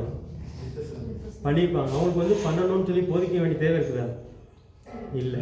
ஆனால் அவர் வந்து அது ஒரு சாப்பிடாம அந்த கொர்நேலியா வீட்டுக்கு போகும்போதெல்லாம் கொஞ்சம் ஆண்டவரோட டீச் பண்ணி தான் இந்த குழப்பம் அவருக்குள்ளே இருந்துச்சு. இது வந்து பவுல் மூலமாக ஆண்டவர் வந்து வளர்க்கினார். வந்து பேதுருக்குள்ளே இருந்துச்சு. பேதுரு இருந்தால் கூட பரவாயில்ல. இப்போ இவங்க வந்து இதோட முக்கியத்துவம் என்ன அப்படின்னா, இந்த 12 பேருடைய ஊழியமே யாருக்குள்ள? யூதர்களுக்குள்ள. இவங்களுக்குள்ள பெரிய குழப்பங்கள் கிடையாது. இதை நம்ம புரிஞ்சிக்க வேண்டியது ரொம்ப ரொம்ப அவசியம். எங்கே சபை வந்து மிக்ஸ் பண்ணுதோ, பாதி யூதர், இப்போ வந்து 100 விசுவாசி இருக்காங்க, அங்கே 50 பேர் வந்து யூதர்கள், 50 பேர் வந்து புரஜாதி. இங்கே தான் இந்த பிரச்சனை வரும். புரியுதா டேனிக்கு? இந்த 12 பேர் குழப்பறதுக்கு வாய்ப்பு இல்லாத காரணம் ஏன்றதை நான் சொல்கிறேன். இந்த 12 பேருமே யூதருக்குள்ளே தான் ஊழியக்காரங்க. அவங்க யூத விசுவாசிகளுக்கு தான் யூத பாஸ்டர். அவங்களுக்குள்ள பிரச்சனை வரதுக்கு வாய்ப்பு கிடையாது. அவங்க யார்ட்டையும் போய் சாப்பிட போகிறதுலாம் கிடையாது. இது வந்து தனியாக ஆண்டவர் வந்து யூதர் சபையை தான் உருவாக்குறாரு. ஆரம்பத்தில் 3000 பேர் அவங்க தான், 5000 பேர் அவங்க தான். அந்த யூதையாக்குள்ளே நீங்கள் சபை வந்துச்சு அப்படின்னாலே அவங்க யூத சபை தான், யூதர்களுக்குள்ள தான். அவங்க புதுசாக யாரையும் விருத்த சேதனம் பண்ணணும்னு கட்டாயம் பண்ண வேண்டாம். அவங்க வந்து இன்னொருத்தவங்க போய் சாப்பிட வேணாம்னு யாரும் சொல்ல வேண்டாம். ஏன்னா அவங்க மட்டும்தான் இருக்கிறாங்க. புரிஞ்சாங்க? ஸோ இதுதான் அவங்களுடைய இது. எங்கே வந்து மிக்ஸ் ஆகுதோ சபை வந்து எங்கே மிக்ஸ் ஆகுது, யூதர் பாதி புரஜாதி பாதி அப்படின்னு வரும்போது தான் அந்த பிரச்சனை வரும். இப்போ இவங்க இங்கே இருக்கிறாங்க, ஆனால் புரஜாதிட்ட போய் அனுப்புகிறாரு ஆண்டவர். பேதுரு வந்து புரஜாதிட்ட அனுப்புகிறாரு. கொர்நேலி வீடு வந்து புரஜாதி வீடு. அங்கே அனுப்பும் போதே கிளியர் பண்ணி தான் அனுப்புகிறாரு. பவுல் மூலமான கிளியர் பண்ணல. பேதுருக்கு வந்து அவரே ஆண்டவரே டைரெக்டாக கிளியர் பண்ணிடுறாரு. அதை வச்சுட்டு ப்ரூவ் பண்ணுறாரு. சரி, பவுல் சொல்கிறது வந்து உண்மைதான் அப்படின்றதுக்கு எனக்கும் ஆண்டவர் வந்து இந்த வெளிச்சத்தை கொடுத்தாரு அப்படின்னு சொல்லி தான் பேதுரு அனுப்புகிறாரு. ஸோ இந்த 12 பேர் மூலமாக குழப்பம் வரதுக்கு வாய்ப்பு இல்லை. இது டேனி நல்லா புரிஞ்சுக்கிறதுக்காக நான் அவ்வளோ பேசுகிறேங்க. ஏன்னா இந்த 12 பேரை வந்து குழப்பறதுக்கு ஆண்டவர் உருவாக்கல. இந்த 12 பேரையும் யூதர்களுக்காக தேர்ந்தெடுத்தார். யூதர்கள் இவங்க மூலமாக யூதர்களை ரட்சித்தார். இவர்கள் மூலமாக யூத சபைகள் வந்துச்சு. அந்த யூதர் மூலமாக தான் ரட்சிப்பு எங்கே வருது? புரஜாதிக்கு வருது. இந்த யூதர் மூலமாக தான் ரட்சிப்பு. ஸோ இதில் வந்து ஆண்டோடைய திட்டத்தை வந்து நம்ம யாரும் மாற்ற முடியாது. இந்த 12 பேர் வந்து குழப்பல, ஆனா அவங்க கூட இருந்த கூட்டம் அது வேற, கள்ள சவர்கள் வேற. இந்த 12 பேரை நம்ம எடுத்துக்க முடியாது. பவுல் இப்போ டேனிக்கு இருக்க குழப்பம் என்னன்னா, இவங்க முதல்ல அப்படி தான் இருந்தாங்க, அப்புறம் தான் கிளியர் ஆனாங்கன்றது இல்லை. இவங்களை வந்து ஆவியான இவங்களையும் கிளியர் பண்ணுறாரு. குழப்பம் பேருக்குள்ள இருந்து உண்மை தான். இவர் வந்து குறிப்பாக பர்னபாஸ் அதெல்லாம் இல்லை. ஃபஸ்ட்டு குழப்பமாக இருந்தாங்க, அப்புறம் சரியாயிட்டாங்க. இவருமே ஏற்றுக்கிட்டாரு. இப்போ எங்கே வந்து சபை வந்து ஒரு கலப்பு சபையாக இருக்குதோ அங்கே இந்த பிரச்சனை வருது. ஆனால் பந்தகோஸ்து பண்டிகை வந்தவங்க சுற்றி இருந்த யூதர்கள் தான் வந்தாங்க. அதாவது இஸ்ரேலுக்குள்ள இருந்தவங்க வந்து எல்லாமே வெளியே வந்தாங்க. வந்தாங்க. திருப்பி நாங்களும் போய் விருத்தி சேனம் பண்ணணும்னு சொல்லி சொல்ல வேண்டிய அவசியம் இல்லை. அவங்க நார்மலாக பண்ணிடுவாங்க. உங்கள் வீட்டில் குழந்தை பிறந்துச்சுன்னா 8 நாளே பண்ணிடுவாங்க. அது விருத்தி சேனம் பிரச்சனை முஸ்லிம்ஸ் இல்லை. அதை கடைபிடிக்கிறாங்க. முஸ்லிம்ஸ் அதை கடைபிடிக்கிறாங்க. முஸ்லீமும் அதை கடைப்பிடிக்கிறாங்க. ஓகே, ஆனால் நமக்கு அது இல்லை. இப்போ விருத்தி சேனமும் ஒன்றும் இல்லை, விருத்தி சேனம் உண்மையும் ஒன்றும் இல்லை அப்படின்னு சொல்லி தான் ஆண்டவர் பின்னாடி நடக்கிறான்னு சொல்லி பார்க்குறோம். ஆனால் இந்த கள்ள சகோதரர்கள் வந்து வேறவங்க. அதே இந்த இவங்க வந்து 15:5 போட்டிருக்கும். அந்த எருசலேம் மாநாட்டுக்கு போறாங்க இல்லையா? சரி. அப்போ வந்து எழுந்த கூட்டம் இது. அப்பொழுது பரிசேய சமயத்தாரில் விசுவாசிகளான சிலர் எழுந்து அவர்களை விருத்த சேதனம் பண்ணுகிறதும் மோசேயின் நியாயப்பிரமாணத்தை கைக்கொள்ளும்படி அவர்களுக்கு கற்பிக்கிறதும் அவசியம் என்றார்கள். சரி. இந்த கூட்டம் அதனாலதான் இந்த பவுல் இந்த கூட்டம் கூட கள்ள சோறு கிடையாது. இது வந்து அந்த குழப்பத்தை தீக்கிறதுக்காக இப்போ வந்து 2 குரூப் இருக்கிறாங்க யூதர்லேயே. ஒரு குரூப் வந்து வேணான்னு சொல்லுது, இன்னொரு குரூப் வந்து வேணுங்குது. ஸோ இந்த குரூப்பும் கூட அந்த பிரச்சனை இல்லை. நம்ம இன்னும் கொஞ்சம் ஆழமாக தான் அதை இதை வாசிக்கணும். பவுல் டீல் பண்ணிடுவாரு. ஆமா. அந்த தீத்துவை வச்சு தீத்து வந்து யூதர் இல்ல கிரேக்கனான இவனுக்குள்ள பரிசுத்த ஆவி இருக்குது அப்படின்னு சொல்லணும்னா அவங்க அக்செப்ட் பண்ணிப்பாங்க. அதுக்கப்புறம் தான் அந்த லெட்டர் எழுதுவாங்க. ஆமாம். இது கள்ள சகோதரன் இந்த லெட்டருக்கு முன்னாடி இந்த குழப்பம் அது. லெட்டருக்கு முன்னாடி இருந்த குழப்பம் தான் அது. லெட்டர் எழுதும் போதுமே எல்லாருமே கன்வின்ஸ் ஆயிடுவாங்க. ஆவியானவர் இது வந்து பவுல் வளர்க்குறான்னு சொல்ல முடியாது, ஆவியானவர் வளர்க்குவார். ஆவியானவர் வந்து கொந்தேலி வீட்டுக்கு போய் பேதர் போக வச்சு மூலமாக வளர்க்குவார். பவுலுடைய காரியங்களும் வளர்க்கப்படும் அப்படின்றதான் முக்கியம். இதில் ஏன் வருது பவுலுக்கும் இவங்களுக்கும் ஏன் பிரச்சனை அப்படின்னா, பவுலுக்கு ஏன் இந்த பிரச்சனை இல்லை அப்படின்னா, பவுல் வந்து இங்கேயும் என்னை ஏற்றுக்கணும்னு நினைக்கிறார். யூத மக்களும் தன்னை ஏற்றுக்கணும்னு நினைக்கிறாரு, பிரஜாதிகளும் தன்னை ஏற்றுக்கணும்னு நினைக்கிறாரு. இப்போ வந்து இவர் பிரஜாதிகளுக்குன்னு ஆண்டவர் அழைச்சதுனால இவர் வந்து பிரஜாதி மாதிரி வாழலாம். இவர் விருத்தசனம் பெற்றவர் தான் பவுலும். ஆனால் பிரஜாதி மாதிரி வாழ்றதுக்கு அனுமதி கொடுக்கப்பட்டுச்சு. ஆனால் இவருடைய ஊழியங்கள் வேறு, அவங்களுடைய ஊழியங்கள் வேறு. கள்ள சவுல்ன்றது வந்து இப்போ நீங்கள் கொரிந்தி சபைகளில் போகிற அந்த கள்ள சவுல் யாருன்றது நீங்கள் புரிஞ்சுக்கணும். இவங்க வந்து பணத்துக்காக ஊழியம் செய்கிறவங்க. இவங்க வந்து பேச்சு திறமை உள்ளவங்க. இவங்க ஏன் வந்து விருத்த சேதனத்தை போதிக்கிறாங்க? இவங்க வந்து ஒருவேளை வந்து இவங்களாக இருக்கலாம், யூதராக இருக்கலாம். ஆனால் இவங்க வந்து உண்மையான விசுவாசிகள் கிடையாது. இவங்க வந்து உண்மையான ஊழியக்காரங்க கிடையாது. பேதுரு மாதிரி போகிற மாதிரி இவங்களும் ஒரு ஊழியத்துக்கு போகிறாங்க. ஆனால் இவங்களுடைய நோக்கம் வந்து சாப்பாடு தான். இவங்க பேச்சு வேறு. ஆனால் இவங்க வந்து விருத்த சேதனத்தை தாண்டி நாட்களெல்லாம் கடைப்பிடிக்க சொல்கிறாங்க. இந்த அமாவாசை நாள் இந்த மாதிரி நாட்கள்லாம் கடைப்பிடிக்க சொல்கிறாங்க. அங்கே தான் இந்த குழப்பம் வருது. இதுக்கு வந்து பேதுருவெல்லாம் ஒத்துக்கலை. இதை வந்து பின்னாடி வளர்க்குறாரு. டீ பிரேக் எடுத்துக்கலாம், நம்ம வந்து பேசலாம். ஆனால் ரொம்ப முக்கியமானது வந்து இந்த கள்ள சோழல் யாருன்னு பார்த்தீங்க அப்படின்னா பணத்துக்காக உதவி செய்வாங்க. இவங்க வந்து இந்த 12 அப்போஸ்தலர்களை சார்ந்தவங்களே கிடையாது. இல்லை 12 பேரே விட்டுருங்க. ஆனால் அங்கே தலைமை சபையில் ஆனால் அங்கே 70-80 பேர் இருக்காங்க. 120 பேர் கூடியிருந்தாங்க. ஆனால் 12 பேர் தான் நம்ம அப்போஸ்தலர். 120 பேர்லையோ இல்லை அவங்க இன்ஃப்ளூயன்சரோ அந்த இன்னும் அந்த சத்தியம் புரியாதவங்க நம்ம தனியாக சாப்பாடு காசுக்கு அப்படின்னு வசனம் எங்கேயும் சொல்லலை. ஆனால் சகோதரர்கள், ஆனால் அவங்களுக்கு கள்ள சகோதரர்கள் இவர் கோட் பண்ணுறாரு. இது பவுல் எழுதுவார். இந்த காசுக்கு இவங்களுடைய தேவன் வயிறு, இவங்க எதுக்காக வர்றாங்க பேச வர்றாங்கன்னு எழுதுவார். இவங்க எதுக்காக பேசுகிறாங்கன்னு எழுதுவார். என்ன மாதிரி பிரசங்கம் பண்ணால் எனக்கு காசு இல்லை, அவங்கள்ட்ட காசு இருக்குது அப்படின்னு கூட சொல்லுவார். அது கூட சொல்லுவார். ஆமாம், என்னை விட அவங்க ஏதாவது பேசுகிறாங்கன்னு சொல்லுவார். பேச்சு தர அவங்க என்ன பேசுனாங்க அதுதான் நமக்கு கள்ள சகோதரர்கள் ரைட்டு. அவங்க என்ன பேசுனாங்க அது நம்ம செய்யக்கூடாது. அதுதான் கள்ள சகோதரர்கள் சொன்னதை நம்ம செய்யக்கூடாது. அவர் போகிற இடமெல்லாம் ஒரு கூட்டம் அழுத்தே தான். ஒரு கல்லடிக்கிறாங்க, துறக்குறாங்க. செட்டி பிரேக் 10 நிமிஷம் கழிச்சு